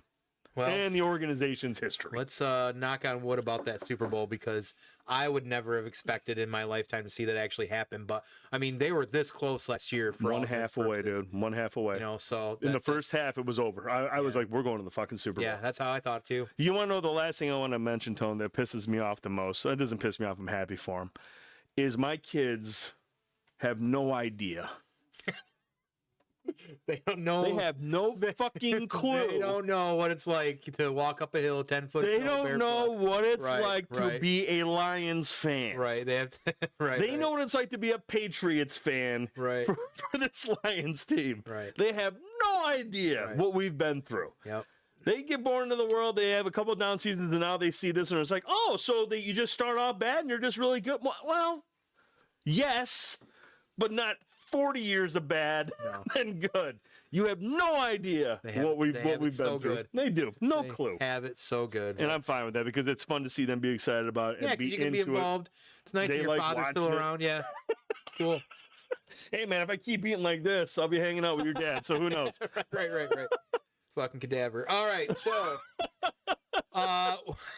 good talk. No, that was good. I wanted to kind of get some of that out as well too. You know, like I said, I've got a handful of our super fans, and I you know, it's just for me to like compute and understand, because there's sometimes I'm like, this can't be real. Like, you know, to the point like where I've come back from Ohio twice in the last month driving, and one time she had to be on her phone. Britt's on the phone trying to keep me updates because I couldn't find the radio. And then last week, me and Josh are found it on the radio at least. Now we know 97.1 out of Detroit. 90 on the ticket. Holy crap. Dan Miller, guys, Lomas Brown. I'd rather listen to those calls because they're fans. Yeah. So they're like, hi, they're yelling and screaming when they're getting touchdowns. I'm like, I want to listen to these guys all the time now for Lions games. They compliment each other so well, because he got Dan, who is just this fucking high energy, touchdown Detroit. Yeah, his voice is so good. And then you got Lomas Brown on the other side. You get that insight, that chill Lomas Brown. It's just like, dude, what a complimentary that they are together, it's man. Incredible. So, yeah, that's where I'm at. I'm surprised, and I'm gonna hang in for a while. If they start losing again, I'm out. No, that's the one thing we got to remember, though. Like, and again, it's hard. It's hard to remember that when you've just dealt with years of losing. But I mean, the Patriots, they've lost games. The Rams lost games. but they still went on to have great seasons. Just because they lose a game doesn't mean it is the start of going back. They're going to lose some. But I mean, if they're going to keep winning by 30 points, I'm cool with that too. Yep. But like, eventually, you're gonna. This is the NFL. You know, nothing can stay. There's a reason. Like the line, there's a money line. There's always betting because it is the NFL. They are going to lose some games. There are going to be some scheduled losses where you're just like, how do we even fucking win that game? Right. You know, but if they do, they win. But there's always going to be a setback. There's always going to be something that goes wrong. There's always going to be a game that doesn't go their way. We just need to remember. They're a different team now. Yeah. And we got to give them the benefit of the doubt. We can't sit there and make it like, because the minute you start turning on them right away, they're just like, man, fuck this city. Fuck these fans. Well, and that's you know, like for me, like, of course, I'm joking when I say that, but one of the things that I dislike the most about Lions is actually the fans. Especially if you're on Facebook, you know, they lose one game now in this new era, and it's like same old Lions. Like, bro, pump the fucking brakes. Like, stop being over dramatic. Like, be an adult. Can't always win them. Some things just happen. You know, just be more positive right now. Give them a little bit of grace, please. Because I mean, it goes both ways. Like, you see some folks out there, they win one game, they're like, they're winning a Super Bowl. Like, bro, you don't even know how to fucking tie your shoes, and I know it. So, but just you know, for those of us that are still adjusting, transitioning to the winning culture, realistic expectations. It's just hard to have this ripped out so many times. Well, so you're just ultra defensive about it. Like, no. Okay, I believe in you guys. You lose a game, it happens. That's cool to see. So, all right, awesome. Well, what I want to do real quick here, I'm going to take a brief break. Use a bathroom. I've got a dog that I think he needs to use the bathroom that's scratching at my door. So we're going to put up the BRB screen for a moment here, so you get to listen to a little bit of Ant House Beats, that sweet Golden Eye pause scene. God, I love that. Remixed as well too. So we'll be back shortly with our final topic, and I'll see you in just a moment.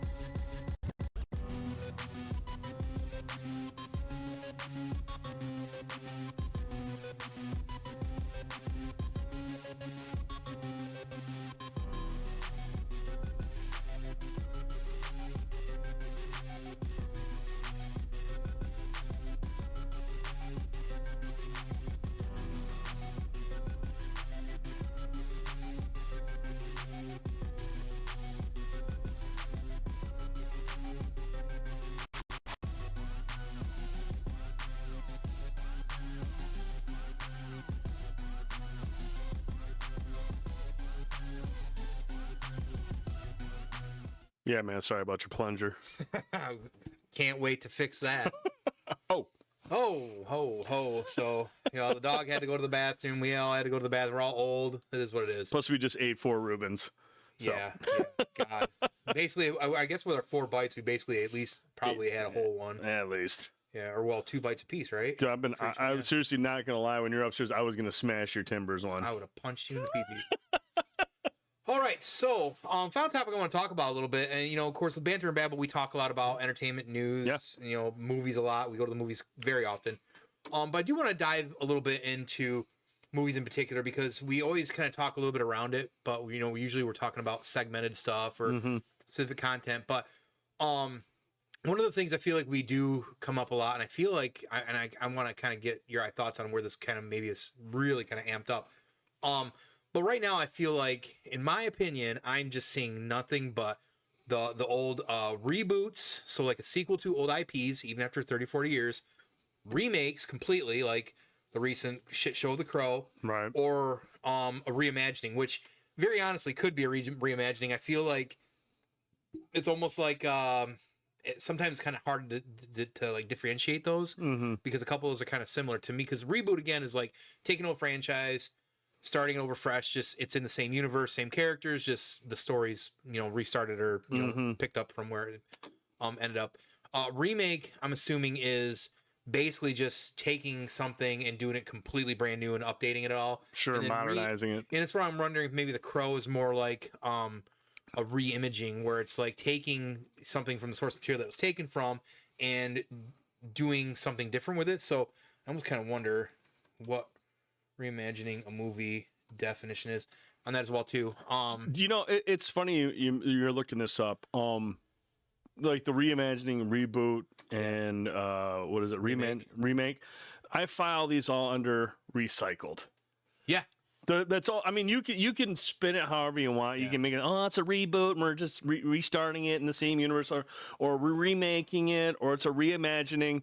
You're recycling something that worked once before, and you're trying to work it again. There's no need. I don't think. I feel like no matter which one you're doing, you're fucking with something. You're still that's already established. Okay. That's already loved. Yeah. That's already been done before. That's fair.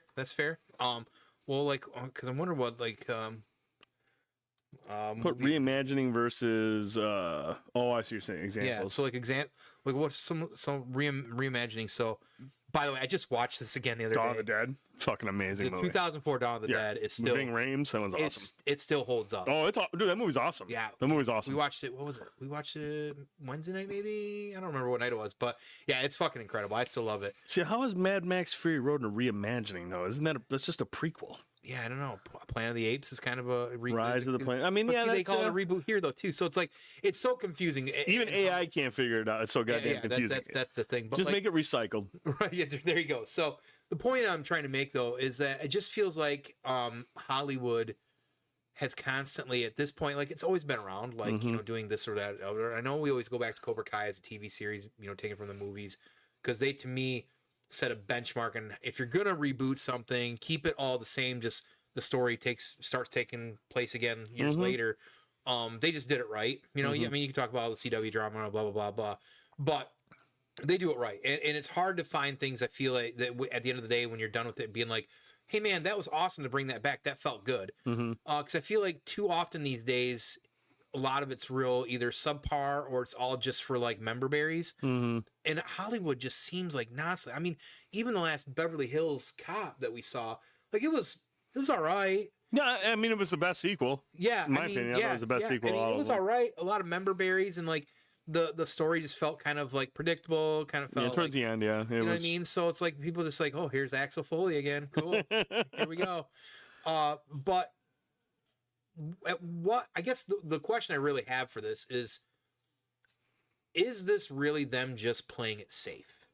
Do we think, because remember I've been telling you I saw something, and it goes back to the D23 or whatever it was, that somebody had said there was a comment made or somewhere that Hollywood is doing a lot of this, Disney in particular, because the new IPs are too risky to fail because the budgets they're spending on them, which that's a whole other topic. I think like no, it's very much the same time. It's all related. Yeah, you know, and like Disney, for instance, like, you know, you hear, you know, Rohit and me go back and forth about Star Wars as well.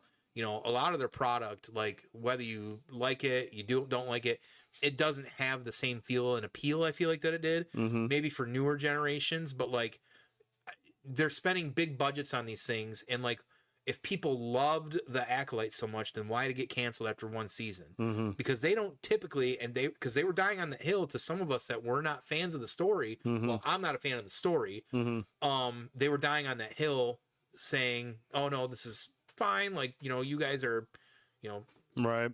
What are the trolls or whatever it is, you know? So if that's the case, like they spent all this money on it and didn't do shit. So no matter how much money you spend on it, it's never going to matter, right? At that point, because then you got something like Godzilla -1 that spends 10 million or less and wins VX whatever graphics of the year digitally. Yeah, you know what I mean? And this is like not a big budget movie that's slam dunking on everything else.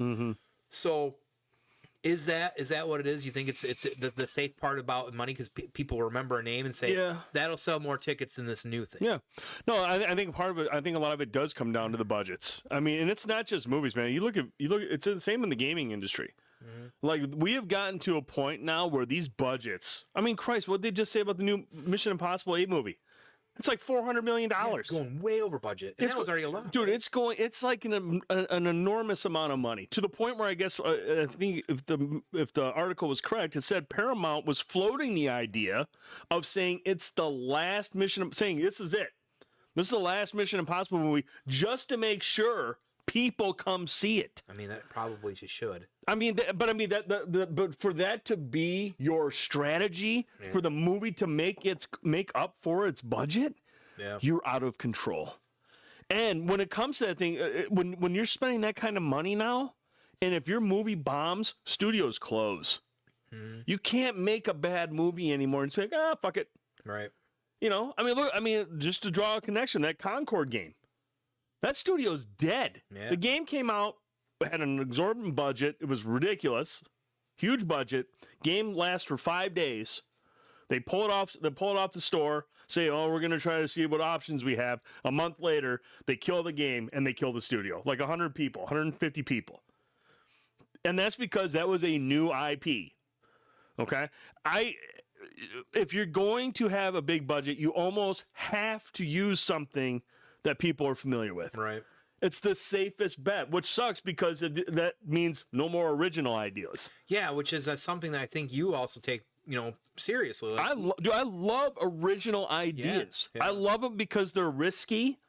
But yeah, if you can't tell your original idea story without breaking the fucking bank, it's management's fault. It's the people at the top, the producers' fault, the studio heads who aren't affected by the losses these movies take. Everyone else is affected. The studios are closed. The teams are broken up. They all land out on their ass with no jobs. It's because of these budgets, and you have to use something that people can connect with to understand anymore. And that sucks because I love A24. Yeah. Dude, their movies are fucking awesome. Their risks, they don't always hit. No. But their budgets aren't fucking stupid. They said it right away. Them and Blumhouse are like, look, here's your budget. Yeah. We're not budging. Make it work. And more often than not, they have a hit. They make something that is just unique and original, and you're just like, that is so cool. And sometimes they suck, but even if they suck, it's just not going to... It doesn't bring everything down. Right. Even if it's not something crazy and draws in a bunch of people, there will be people like us that will then take it and say, okay, that might not have been as good as maybe it could have been, or we wanted it to be. But hey, they took a chance. They did something different. Yeah. You know, that to me is worth weight in gold. Like, No, I'm not going to sit there and tell you I know how to make a video game or how to make a movie or what it takes to make those sort of things. I mean, if the budget hits $200 million, then there must be a lot going on there. But, you know, it's your job as a studio, whether it's movies or video games, to make sure you get the information out there. Here's what our movie is about. Here's what makes it unique. I don't have to spoil it for you, but here's why it's unique or why we think people will like it. Promote those aspects of the game or the movie. Promote those things so people can see it, so they can find some kind of like connection. Be like, oh, I'm curious to what that is. But a lot of times you just get these trailers that are just so in your face. First of all, you got the trailers that are really just put the whole movie in there, and immediately you're already kind of like, that's not for me. I just watched the not movie. going to see that. Yeah. And then and I think sometimes if you see these remakes or recycled stuff, and everyone's automatically. I feel like when you do this, when you do a recycled thing, immediately you're already kind of like, okay, why are you fucking with this? Right. Why are you messing with this movie? You've got a lot of people who are already skeptical as hell. Why are you making? Why are you doing another Roadhouse? Why are you remaking RoboCop? Why are you doing any of this stuff? Yeah. The original one is just fine. Maybe it doesn't hold up as well, but it's a great movie. And it makes and so people are automatically skeptical of that. And then the first moment you either hear an article or a story come out about rewrites, bad testing, or when like you get these like people that go to the movies and they post on Twitter, you start to get the bad stuff.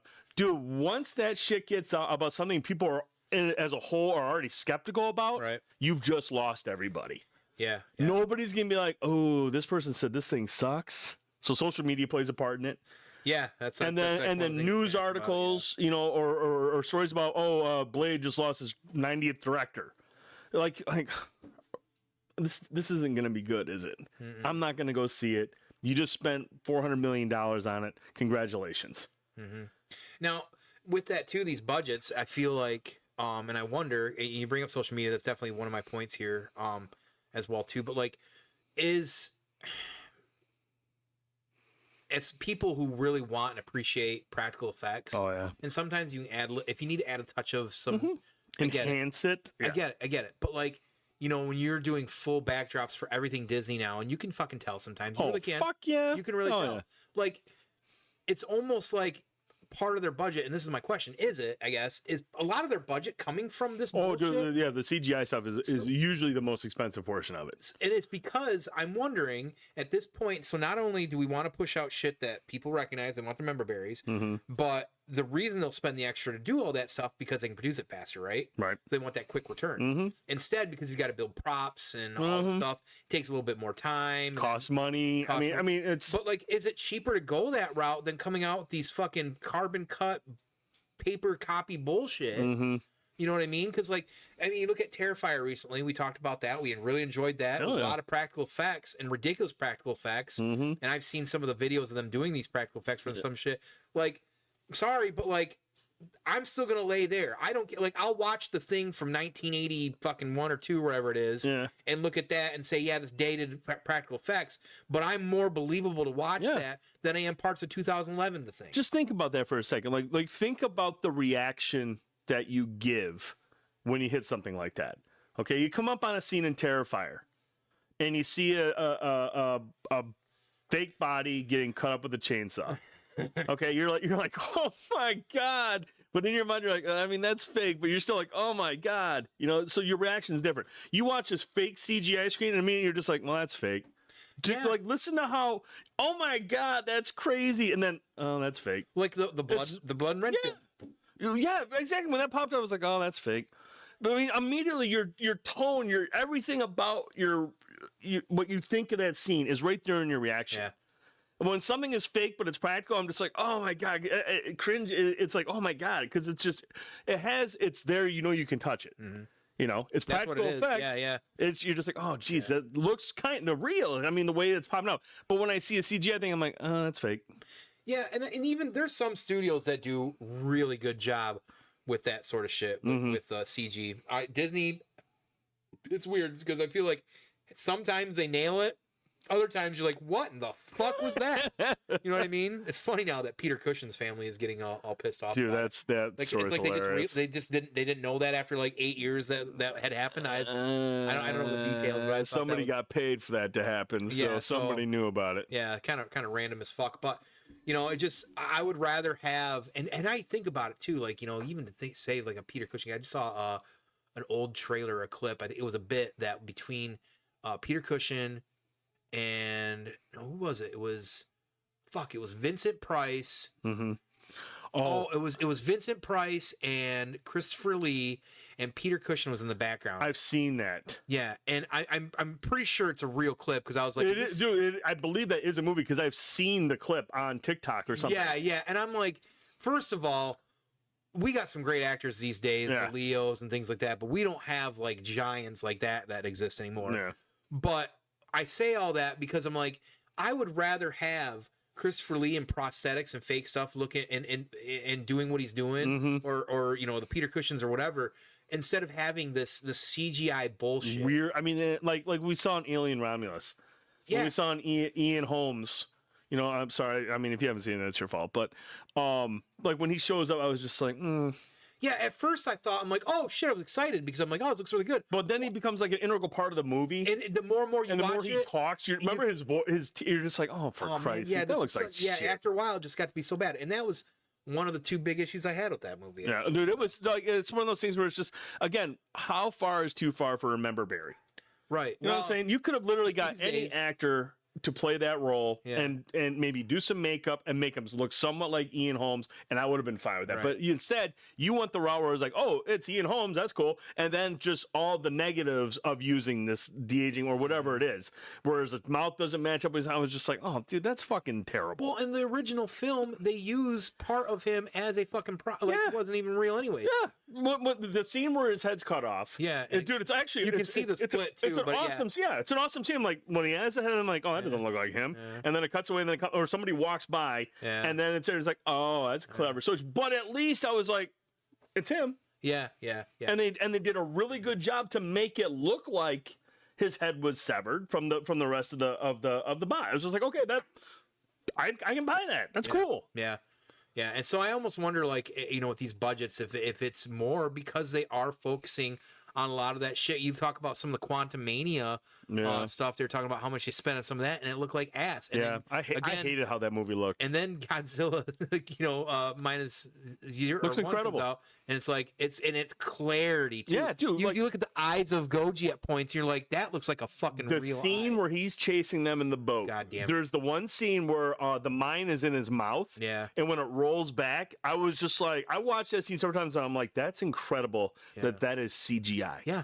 Because the way, dude, it's a difficult CGI shot. You've got water splashing, you've got him moving his whole body, everything, and this metal ball, the weight of everything. I was just like, I watched it so many times. I was like, that is incredible. Yeah.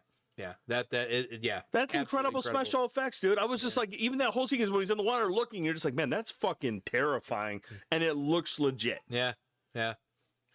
Crazy. Yeah. It's just nuts to see all this stuff. And you mentioned social media, and I feel like that is a big piece. I was going to ask you if you feel like social media, internet is a lot of the reason why these IPs, who's the alcoholic, IPs fail because, not only just the early shit, but like how the internet reacts to everything, how now just like everything in life is now it's a side you got to pick and you got to die on the hill. Yeah. We can't have any open dialogue about why this is bad, whether it's story, whether this or the other. So you got everybody to tear it down, and then instead of like most people, 80% of fucking humanity, instead of thinking or reading something different, they're literally just going, "Oh, I saw that online. Somebody said it was bullshit. Oh, two people said, well, it must be bullshit." See, and I think part of that stems from, again, the fact that you've lit the fuse because you're tapping into something that means a lot to a lot of people. Yeah. Regardless of what movie it is, whether it's Star Wars, whether it's a Marvel comic, whether it's a sequel, like another Indiana Jones movie. You've already lit the fuse now. Yeah. And when the social media aspects kick in and people are like, oh, this movie sucks, this movie's terrible, I heard this, or they start putting shit on Reddit, you're just fanning it now. Yeah. Now it's just quicker to explode. It's going to be a bigger explosion because now everyone's like, this is bad, stay away. Right. And immediately, and in order for these movies to make money, they have to have massive $150 million opening weekends. And when they can't get that, dude, they're fucked. Yeah, they're absolutely And then they're on digital in 2 weeks. Right. And it's like, it's insane to me. And there's a bigger, I mean, we could talk bigger about the social media and how it's affected life in general. But like, you know, it's to a point now where you almost got to stay off your social media before something comes out, because and honestly, and shame on some of these studios, Disney as well too, like for not treating some of these IPs like fucking like children. Yeah. Because you should be treating them like, if you're doing member berries shit, guess what? You're already going to be extra scrutinized. Yep. Because you're touching something that probably doesn't need to be touched, or you're adding another layer to the cake. Yes. So you got to be real careful. And a lot of times it's like, nobody fucking gives a fuck. It's like the Wild Wild West when it comes to this shit. Like, oh well, we're gonna sell some tickets. You know what I mean?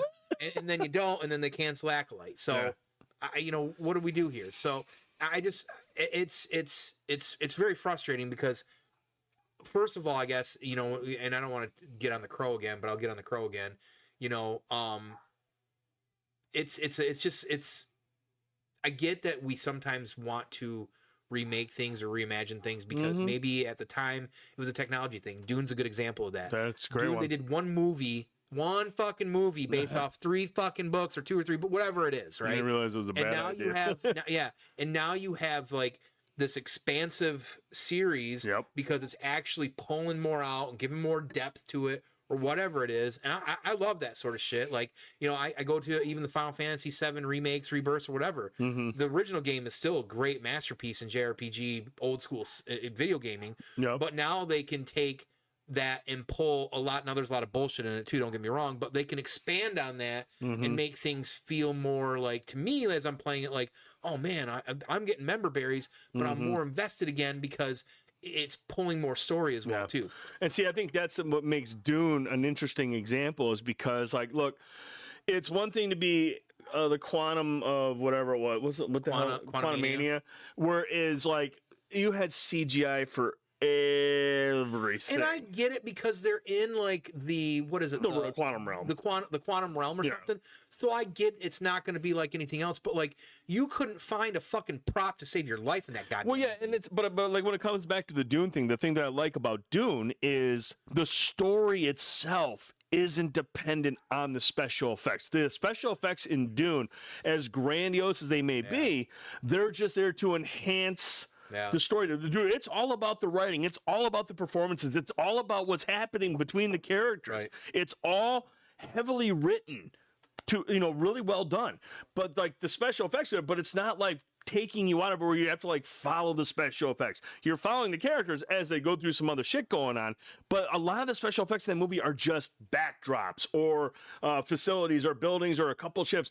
Not the entire movie is not built around the special effects. The writing and everything, the storytelling takes center stage there. But like there's other movies where they just live or die.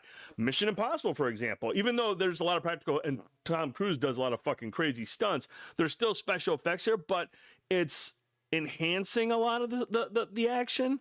And then you got other movies like Ant-Man where it's just like literally everything is special effects. Yeah, you literally everything. You know, anytime there's a scene that requires a performance or good act, you got MODOK floating around. And you're just like, I'm supposed to take this shit seriously. Yeah, and I get that that's like a hard character to translate. Yeah. But could you imagine if they did that with a little bit of prop and stuff like that too? Because that was the problem for me. Like, you're literally taking a face, digitizing it, and then expanding it. Yeah, and spreading it out. It's like, okay. Like, that was too much. Yep. Do you think that this has gotten worse with the recycling since the pandemic? Because in my opinion, I feel like there for the first couple of years, we were getting some crazy new shit. Like, A24 really took off, I think, since the pandemic, and little studios and things like that. But I feel like this big shit has been partly because they're still trying to make up money from the pandemic or something like that. Dude, that's exactly what it is. Until these studios get these budgets under control, the safest bet is to recycle shit. You're never going to see a new IP or a new original movie that costs $400 million. Wait, there's too much risk. Yeah. there's too much risk. Unless it's just got an incredible cast, the trailer's fucking awesome, and there's a lot of pre-release buzz, or something that, like, maybe it comes from a book or something like that people can, like, okay, I get it. But if you're going a straight on original, especially like sci-fi or adventure, you better have that budget under control, or you better have a way to present this and premiere it for people and get it out in front of people. Because, dude, a new IP of any kind with a budget exceeding $340 million is fucked. And dude, I just don't know. It's not sustainable. Yeah. This whole thing, not just with movies, but with video games as well. It's not sustainable to have these budgets for new IPs. That's true. It's just not going to happen because, dude, as soon as that movie or game doesn't hit where it needs to be, the whole studio closes. It's almost like it's a mix too of, like, I almost feel like with the consumer too, because I feel like since the pandemic and it's gotten worse, like, we want mobile games, we want easy package stories that we can understand and move through and move on to the next one, because our attention span is short as well too. And then we're also online, everybody's complaining or bitching about it, and, like, listen, I know I fall into some of it as well too. I try to be a little bit more mindful, at least I try to be self-aware at some point, I guess, of that as well too. But, like, you know, where is it going to end? I don't know at this point, because I feel like games are eating itself from the inside out now, because you know, everybody wants their mobile game. They want their GTA shark cards is what they want. Everybody wants that in their shit. And it's like the movies are the same. We want to pump it out as fast. Get the actors here in a couple months, and then we're gonna sit and do post production for 8 months doing digital shit, and then pull it out. And oh shit, that cost us $300 million. Oh shit, we only made 150. Well, that's a failure. Close it. We're done. Like, it's just like, man, what happened to the good old days, man? Like, I hate to be that person, but, like, you know, Disney's got this blue screen, and you see, like, even in, like, episode 3 and 2, I know, which were at the time big because especially 2 was, like, there was a lot of digital in there, and it was, like, one of the first big movies to do that. Yep. It hasn't aged great, I can tell you that as well.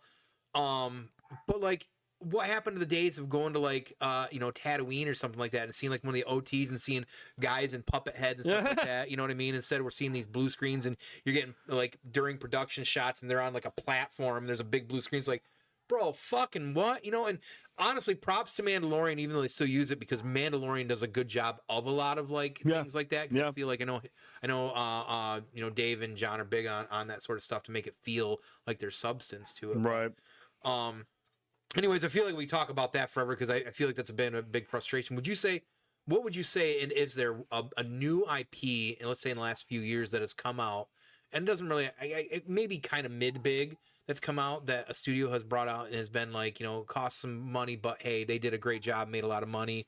That's more like a newer IP. I mean, clearly, you know, Deadpool's a name that, I mean, they've just destroyed with Deadpool and Wolverine, you know, but you expect that, you know, but is there anything that we can think of that's come out in the last couple of years that's just been like a new IP that really, like, something exceeded newer, the expectations? Yeah. Or think of anything. I'm trying to think of some of the films that we've seen that were just, like, really, I mean, a lot of it is sequels and a lot of it is remakes. I can't remember the last. I mean, when I think of new IPs, like, I know Terrifier is not super new, but it's new compared to a lot of things that are being remade. I feel like Terrifier is one of those things where it's like, this is interesting. This is actually really cool. Longlegs did really well this year. Longlegs is another good movie. Indie film release. Nice indie film that did its thing. I heard this Heretic is fucking incredible. Yeah. With Hugh Grant. I've heard this is fucking awesome. I'm pissed that that was another thing I want to do this weekend, but she's gone all weekend, so I don't know if we can see I am really hoping that does well. You know, I will say, I thought Joker, the first one, was fucking awesome. I thought that was a really, really good film. Super unique take on it. I know there's a lot of people that were indifferent on it. I've watched that movie countless times, and I still think it's, like, just a fucking awesome film. It's a very really, really good film. Too bad the sequel didn't do well, but I almost want to see the sequel, because it's gotten to a point now where, like, I've seen some people on social media say it's getting trashed now. They go, but you wait 10, 20 years, this movie's going to make a lot more sense. I still want to see it, and I plan to. I feel like it's one of those things. I actually have, here's my other tinfoil hat with that. I haven't seen it yet, of course. I love Joaquin Phoenix, and if you don't know this, you do now. Lady Gaga, I'm a huge fan of her her music. I almost wonder if Todd Phillips did a Sam Raimi of Spider-Man 3, because originally he didn't want to do a sequel at all. Dude, there's a lot of people that said that. There's a lot of people that say it was his thing and it was Joaquin Phoenix's thing, that they both wanted to torpedo this thing on purpose. That's my almost wonder. That's one of the biggest theories out there. No, I'm not joking, dude. I'm saying this without like seeing this or reading this. No, it came to me like a week or so ago, and I'm like, I wonder if this was done on purpose, like make it a musical and just kind of shit on the full. Because there was one headline that I saw that said this was Todd Phillips dying to say fuck you to the fans and everybody else, because he didn't want to make a sequel. I wouldn't doubt it either. He did, dude. They absolutely. We know Joaquin Phoenix doesn't like sequels. We know he don't do that shit. He's spoken about in the past. He does not like doing sequels. Right. And if you look at Todd Phillips, fucking Hangover 3, people fucking hate that movie. Yeah. I didn't think it was bad, but it is a stark departure from 2 and 1. Yeah. 2 was basically 1, but in Bangkok. I mean, it was just that. But 3, a lot of people were pissed about that because they were just like, man, it was almost like Todd Phillips was like, man, fuck off. I'm not doing any more of these. I'm wondering because, as we all know, the classic tale of like, and I've had to set the story straight with a lot of people, Sam Raimi did not want anything else in that Spider-Man 3 except for Sandman. Sony wanted to push in fucking Venom. They wanted to sell action figures. Yep. They wanted to get Venom in there because Venom was, still hot, or really always hot, I guess. And then they had to wedge in Green Goblin Jr. in there, which was basically Dorito Mountain Dew drinking paintball guy, James Franco.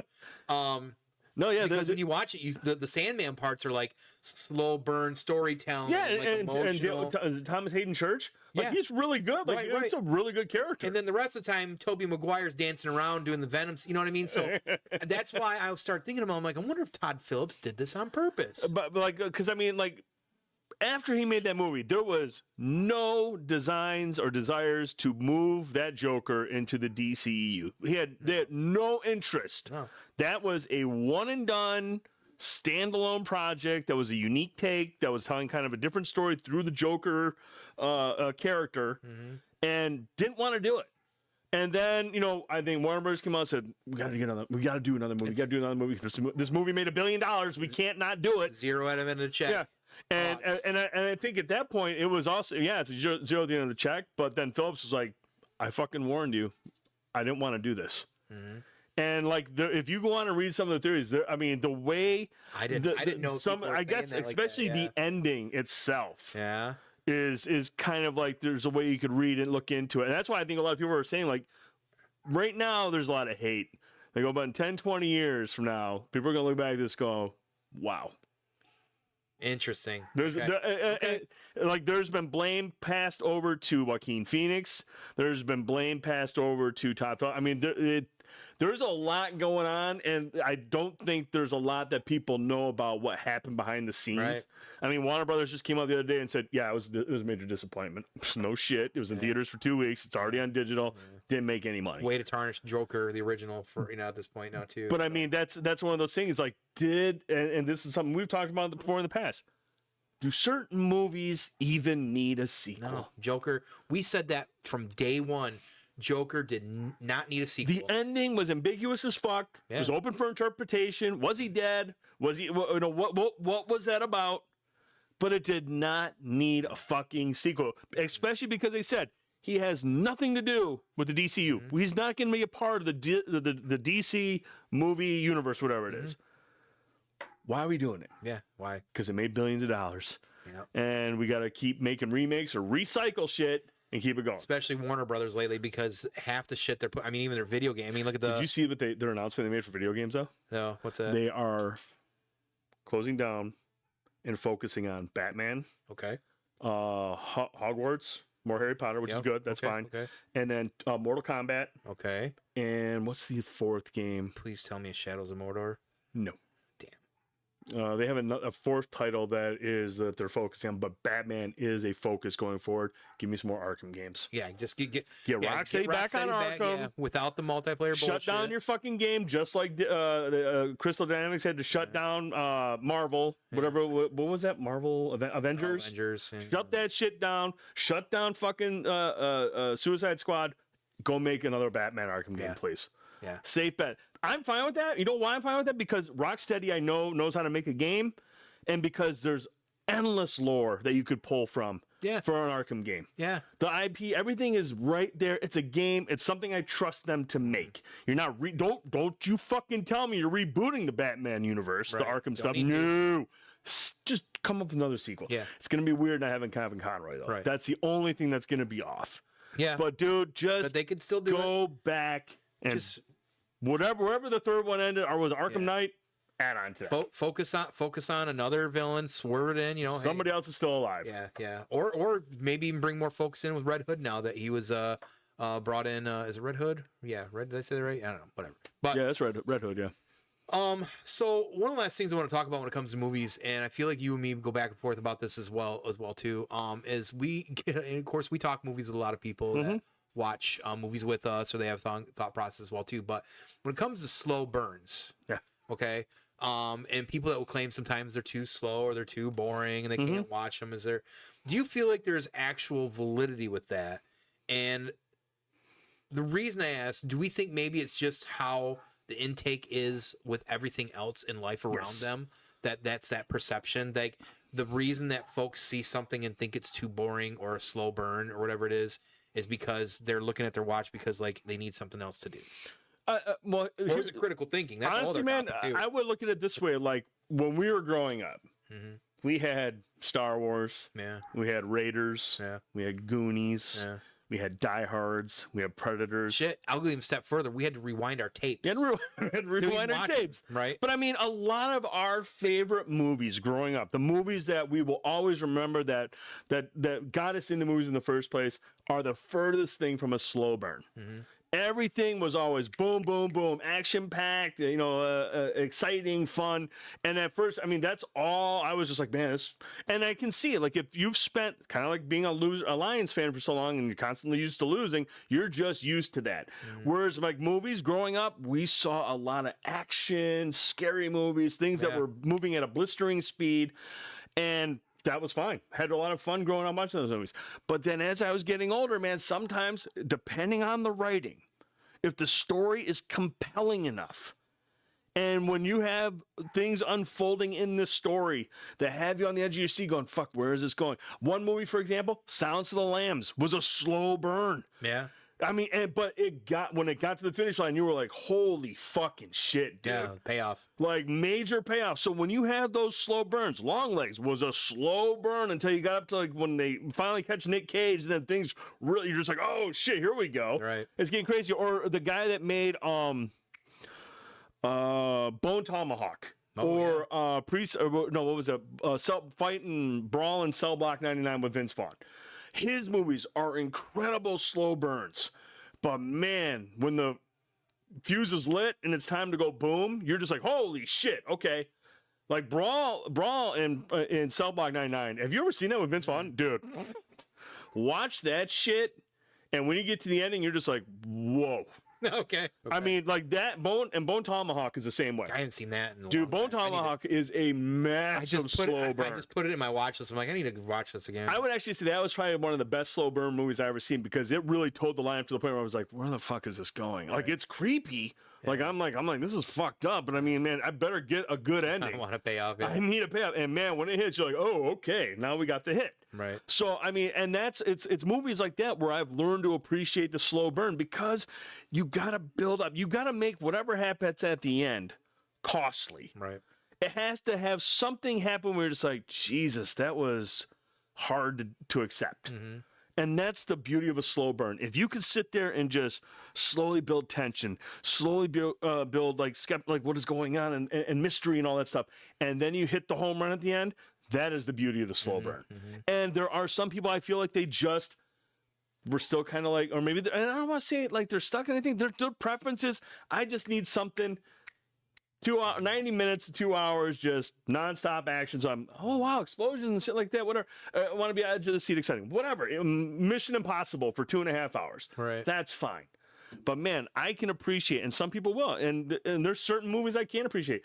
I don't like musicals. I still haven't seen La La Land. I heard fucking La La Land's amazing. I'm not a fan either. So it's just like it just really depends. It's on your preference. But like, man, like as somebody who grew up to the 80s and 90s, for a lot of those, I don't want to say shallow experiences, but compared to a real well done slow burn character build, man, I see the value in both. Yeah. Because I don't need, because sometimes, man, if I go to the theater and I see like one of those loud movies, like it's a fucking headache. Yeah, like a DC film. Like a DC film where you're just like, what the fuck? You don't even know what's going on. Was it what was the last one we saw? Was it Black Adam that we were like, Jesus Christ? Black Adam was bad, but it was the Flash that was the worst for me. I was just like, what the fuck is going on here? I mean, that had a whole other shit. But like that stuff is just, it's not exciting for me. And maybe I'm older and I just can't keep up. It's like playing Call of Duty now. It's just like, I can't keep up with some of this shit. But man, you get me down in a seat and you have me a solid story that is just slowly building to a payoff. Man, I value that so much. Yeah, I know. I always joke about, because I love slow burn and slow story. I love what people call boring films. Yeah. And like, there's a degree of me that kind of gets it as a kid growing up, and like, you know, you're at your granddad's and they're watching like either golf or a fucking spaghetti western. You're like, Jesus fucking Christ, can we put fucking Howdy Doody on or something? I don't know. I'm even too young for that. But see, even with golf, I don't watch golf. Yeah. I play golf once in a while just to get drunk. Yeah. But like, you know, if the Masters is on, for example, or the U.S. Open, I'm not watching day 1, day 2, day 3. But if my buddy's head's going, oh fuck, man, this is like down to the last 4 holes. Yeah, sure. And I'll be like, oh shit, and that's where I'm just like, fuck, man, like, especially if it's a guy that was like completely out of it, right, and started like chipping away and getting into it. I wish I would have watched it from the start, because you'd be like, oh man, this guy fucking sucks. As an Olympics watcher, I kind of get it too. And then as you watch, like, oh, he's getting there, and then you get to the fucking slow burn explosion. So I mean, again, it just depends on everything that leads up to it, if it's going to be worth the investment or not. I guess maybe it's for me, I just find it irritating as fuck when I've just watched this like movie, whether it's a Scorsese, I always go back to Scorsese, but like somebody like that creates a movie, and you're just like, that was like reading or watching a book, like The Irishman. Like I've seen that probably, 8 times, who knows? And when I see people and I go like, man, that was a fucking piece of cinema. And then somebody's back to me is like, I couldn't watch it, it was too boring. I just want to fucking rip my eyeballs out, because I'm like, I don't know if that's a valid excuse, or if maybe it is a preference, or where the validity is in that, because it's frustrating for me, because I feel like I almost want to be like, did you just not get it? Like, where was your disconnect? Because for me, like, I get that there are some things that are inherently gonna be slower, maybe actually boring and unentertaining, but and maybe that's a me thing. Maybe it's the way I dissect dialogue and like certain things that happen as well too. Like, I also think it's part of the whole thing. Like we like art. Yeah. We love music, we love movies, we love video games. And when we see something that we appreciate, not only because we enjoyed it, but because we feel like we understand what was put into it. Yeah. And we understand, like, man, like the performance from this actor was really, really good, or the writing from the screenplay was really, really good, or the way the director handled this scene was so good. We value certain things about movies, much like how somebody values a fucking golf game. Like, I don't value it the same as them. Sure. And it's just like, it is what it is. I mean, there's some times when somebody will explain why they don't like something that I thought was really good, and I'll just be like, ugh. It's just like, I can't. But at the same time, I can't even bother to get upset with it anymore. It's just like they've given me a reason, and it's so shallow, and it's just like, if this is the extent of it, right, there's no conversation to be had. Right. Because at that point, then you wonder if it's so boring, does that mean you're just sitting there watching the clock to pass by and you're not paying attention then as well too? Because possible. I must wonder, because then I want to be like, have you read a book before? Because guess what's not always the most exciting, is reading a book. Yeah. You have to read words to get to the point. You know what I mean? No, I like I said, there are some folks that when I see stuff like that, or I read a review and they see something, I'm just like, oh my God, it's so cringe. But on the other side of things, it's just like, you know what? Some people just don't like something, every great movie I've seen, or any movie that's like wildly critically acclaimed on Rotten Tomatoes, there's always there's 98%. Yeah. There's 2% of people that are just like, it was fucking boring. It's just like, right, man. Yeah. And it's something for everybody. Not everyone's going to be into it, but like, yeah, man, like the slow burns, I feel like are a little bit more difficult to produce compared to like a Marvel movie or an Indiana Jones or a Mission Impossible. You're a popcorn film. Yeah. When you have a slow burn, it's an investment.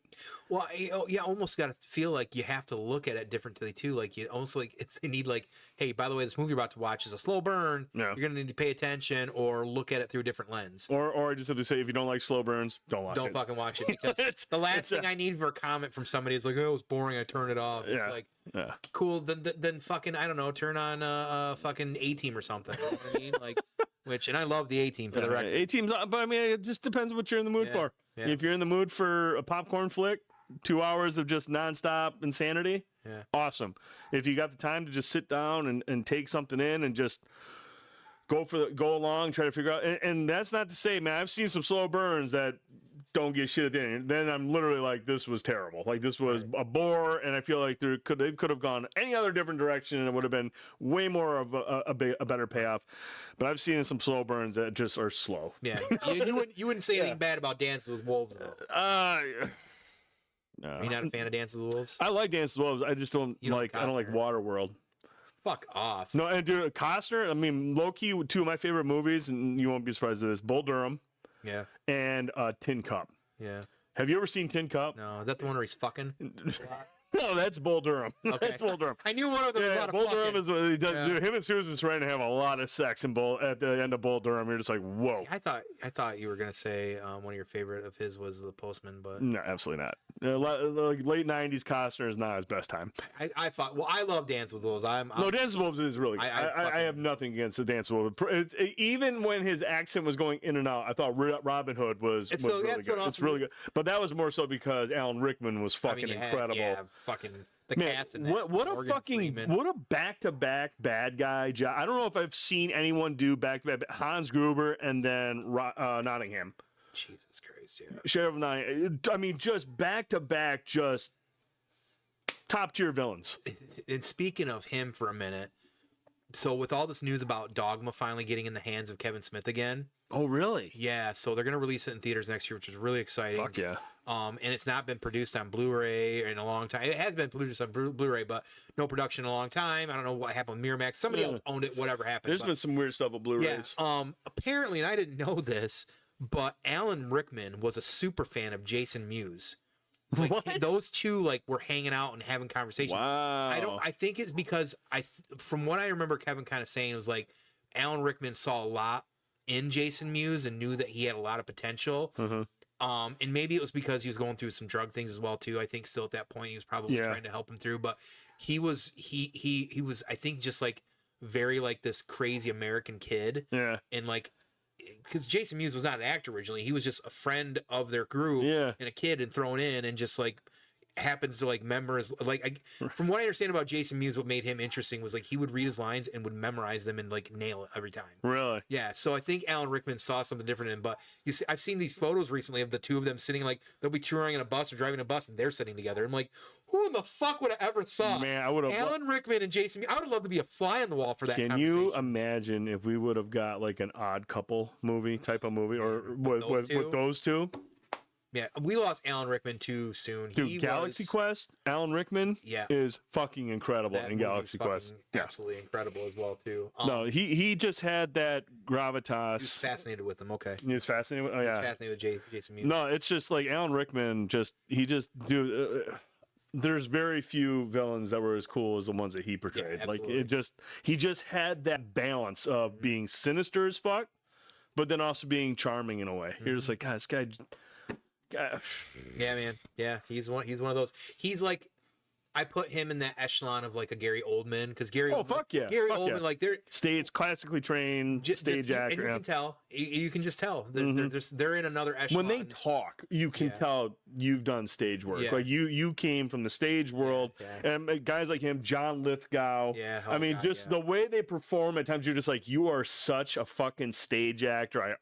Timothy Dalton, massive stage actor. When he did Bond, I was like, when I saw him, I was like, man, this guy's totally done stage work, and he's done a ton of stage work. It's just like they just have a different presence on screen, much like they do on.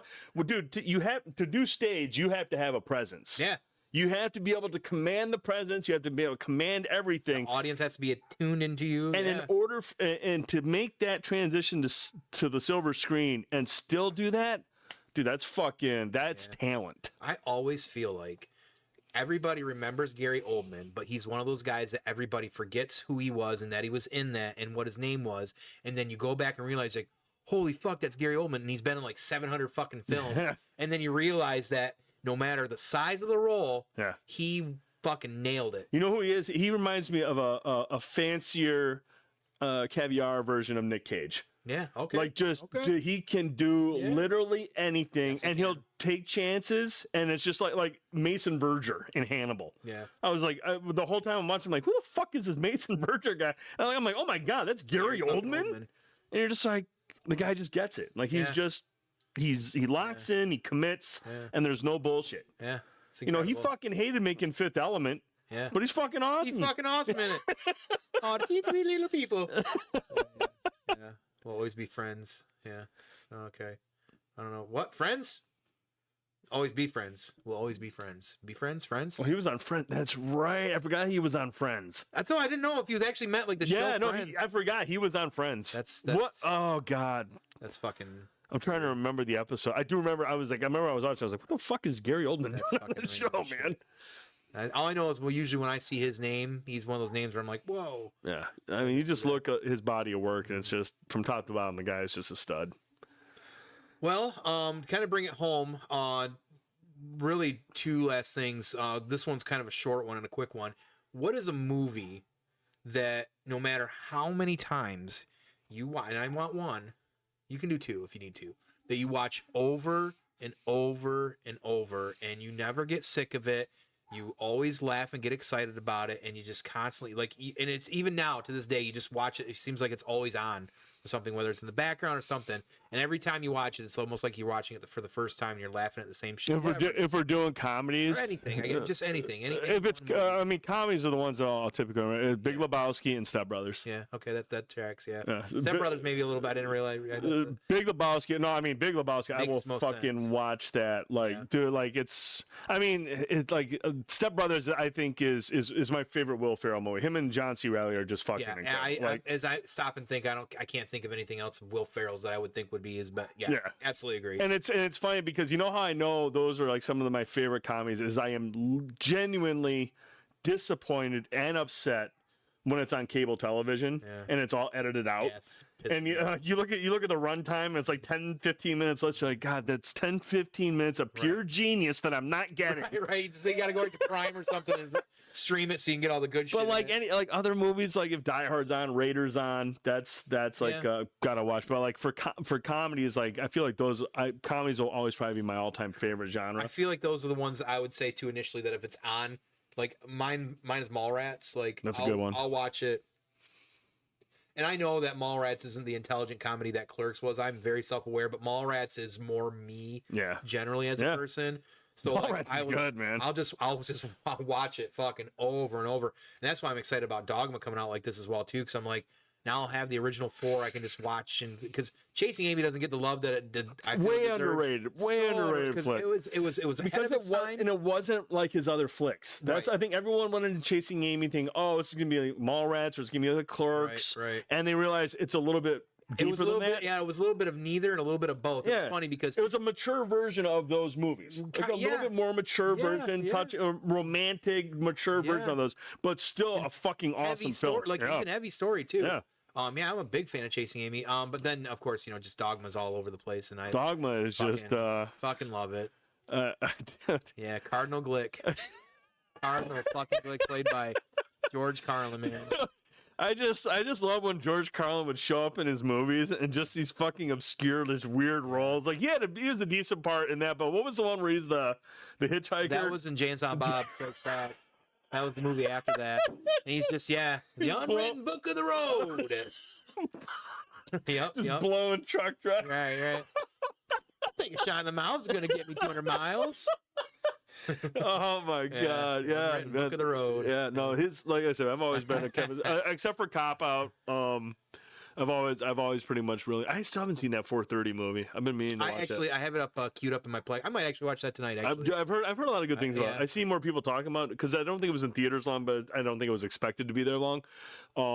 But I've seen people talking about it several times on social media. And they really I got that. I might even watch that tonight as well too.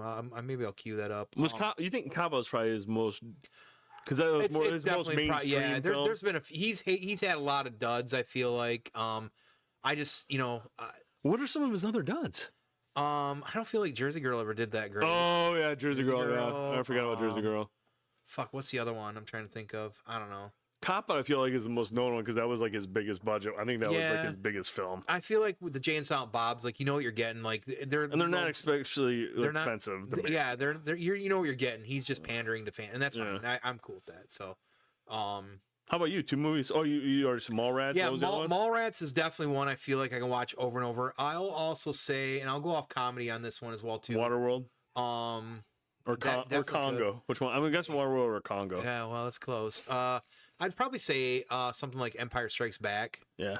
Because I've watched that over and over since I was a kid. I don't watch as much these days. I'll talk about it someday, but Star Wars has become such a tough thing for me to even look at these days. Yeah. I don't watch the OT like I used to. But Empire definitely would be one that I could watch over and over and over. I meant to tell you this. I think the last time you were over for a show. I think it was a month ago.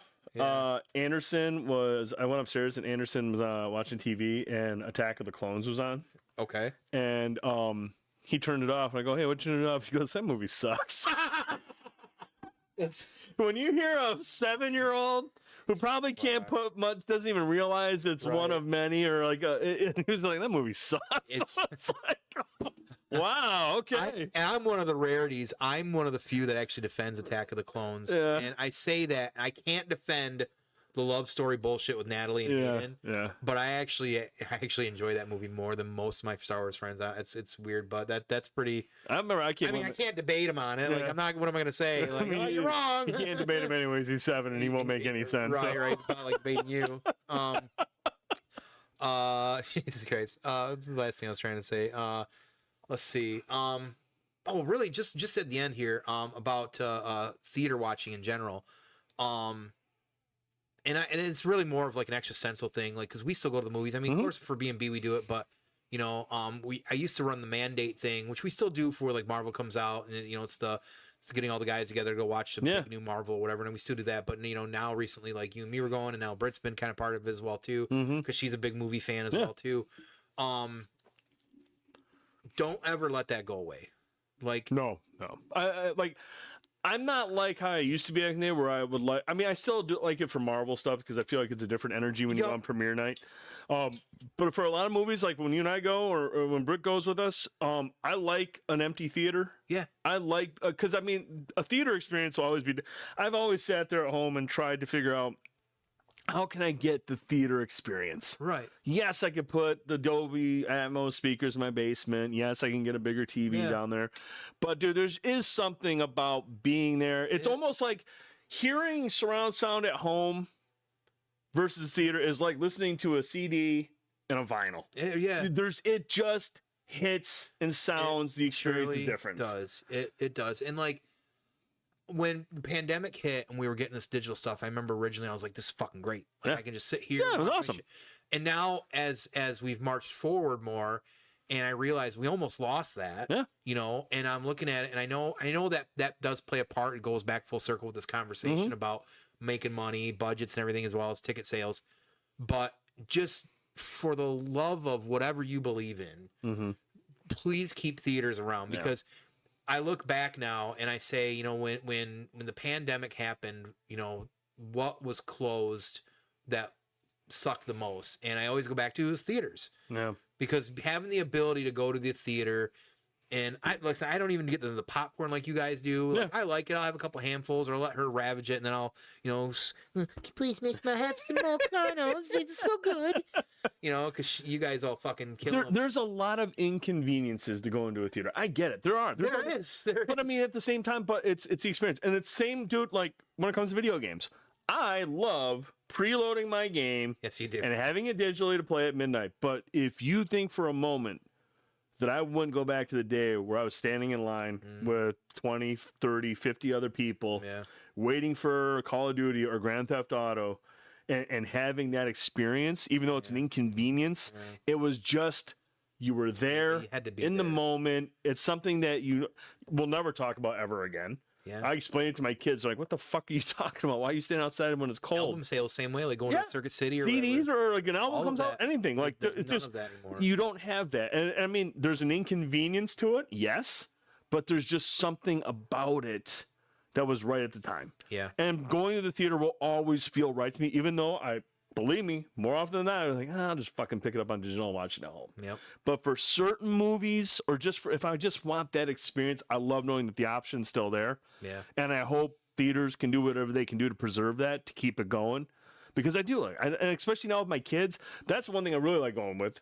Is like when I sit there and I go see a stupid fucking cartoon that I have no interest in seeing, but I see them laughing and standing up and watching it, and just that. I remember the first time I took Anderson to the theater was Super Mario Bros. That's his first movie in the theater. Wow. And I remember we went and I was like, I forgot that we had the 3D version. Oh, right. So his first movie was a 3D movie. That's pretty extra too. Dude, and I remember just sitting back and he was just doing just the whole. Like he's doing this shit, like reaching out, and I was just like, all right, that is worth it. Yeah. That's worth it alone. That's awesome. Yeah. I don't want that to go away. No. I don't know. But other than Marvel movies, fuck a Full House. I like it when there's just a few of us in there. Yeah, I do too. And I can just kind of because it is really cool to be able to sit there and watch it on a big screen and not be able to. I mean, fuck Long Legs. I couldn't believe how many people were at Long Legs. Yeah. Yeah, I could. Oh no, I'm sorry, Terrifier 3. That's the one I was just like, what the fuck? Yeah, we were surprised. You had people next to you. I was like, what is going on? It was on? awkward. She was eating like a monster. I'm like, ugh. You're like, ew, get away. I mean, it was like, I'm sitting next to the fatty here, and I'm like, I could tell she was like uncomfortable probably by it, and then all of a sudden she's the one over there. She had pizza brought out to her. She's like eating fish like fucking Smeagol. I'm like, damn, chill out. It's fine. But hey, it's all part of the experience. And one of the inconveniences of going to a theater. But it's like you said, man, it's just one of the things where I hope it always stays. It's all about frozen drinks and bathroom breaks. And popcorn. I had popcorn, yes. I think Blanco, we could trace back. Arcades, yes. Arcades closing is probably the downhill of society. Ooh, yeah, but I would actually say that the nail in the coffin was Amazon Prime because it took people out of the malls. So there was no need for arcades. I miss the malls, man. Aladdin's Arcade was fucking. That was it right there. Peak. Yep. That was peak. Hydro Thunder, bro. That was my favorite racing game. I still busted on the Xbox because I got that. Though good news. I was listening to the radio on the way to work, and they said that this holiday season, people are more inclined to go to brick and mortar stores than order online. Good. There's a growing interest in just going out to a brick and mortar. There's a small generation of people that don't know what that's like. They have no idea what it's like. Much like my kids don't know shit about fucking Lions shitty football. There's a lot of people that don't understand what it's like to get up at 3:00 on Black Friday and drive up and down. Dude, did I ever tell you my story about one time I went and did it? You did Black Friday? Yeah. One time, bro. Yeah. One time. So, this was right after we got married, so I think 2009.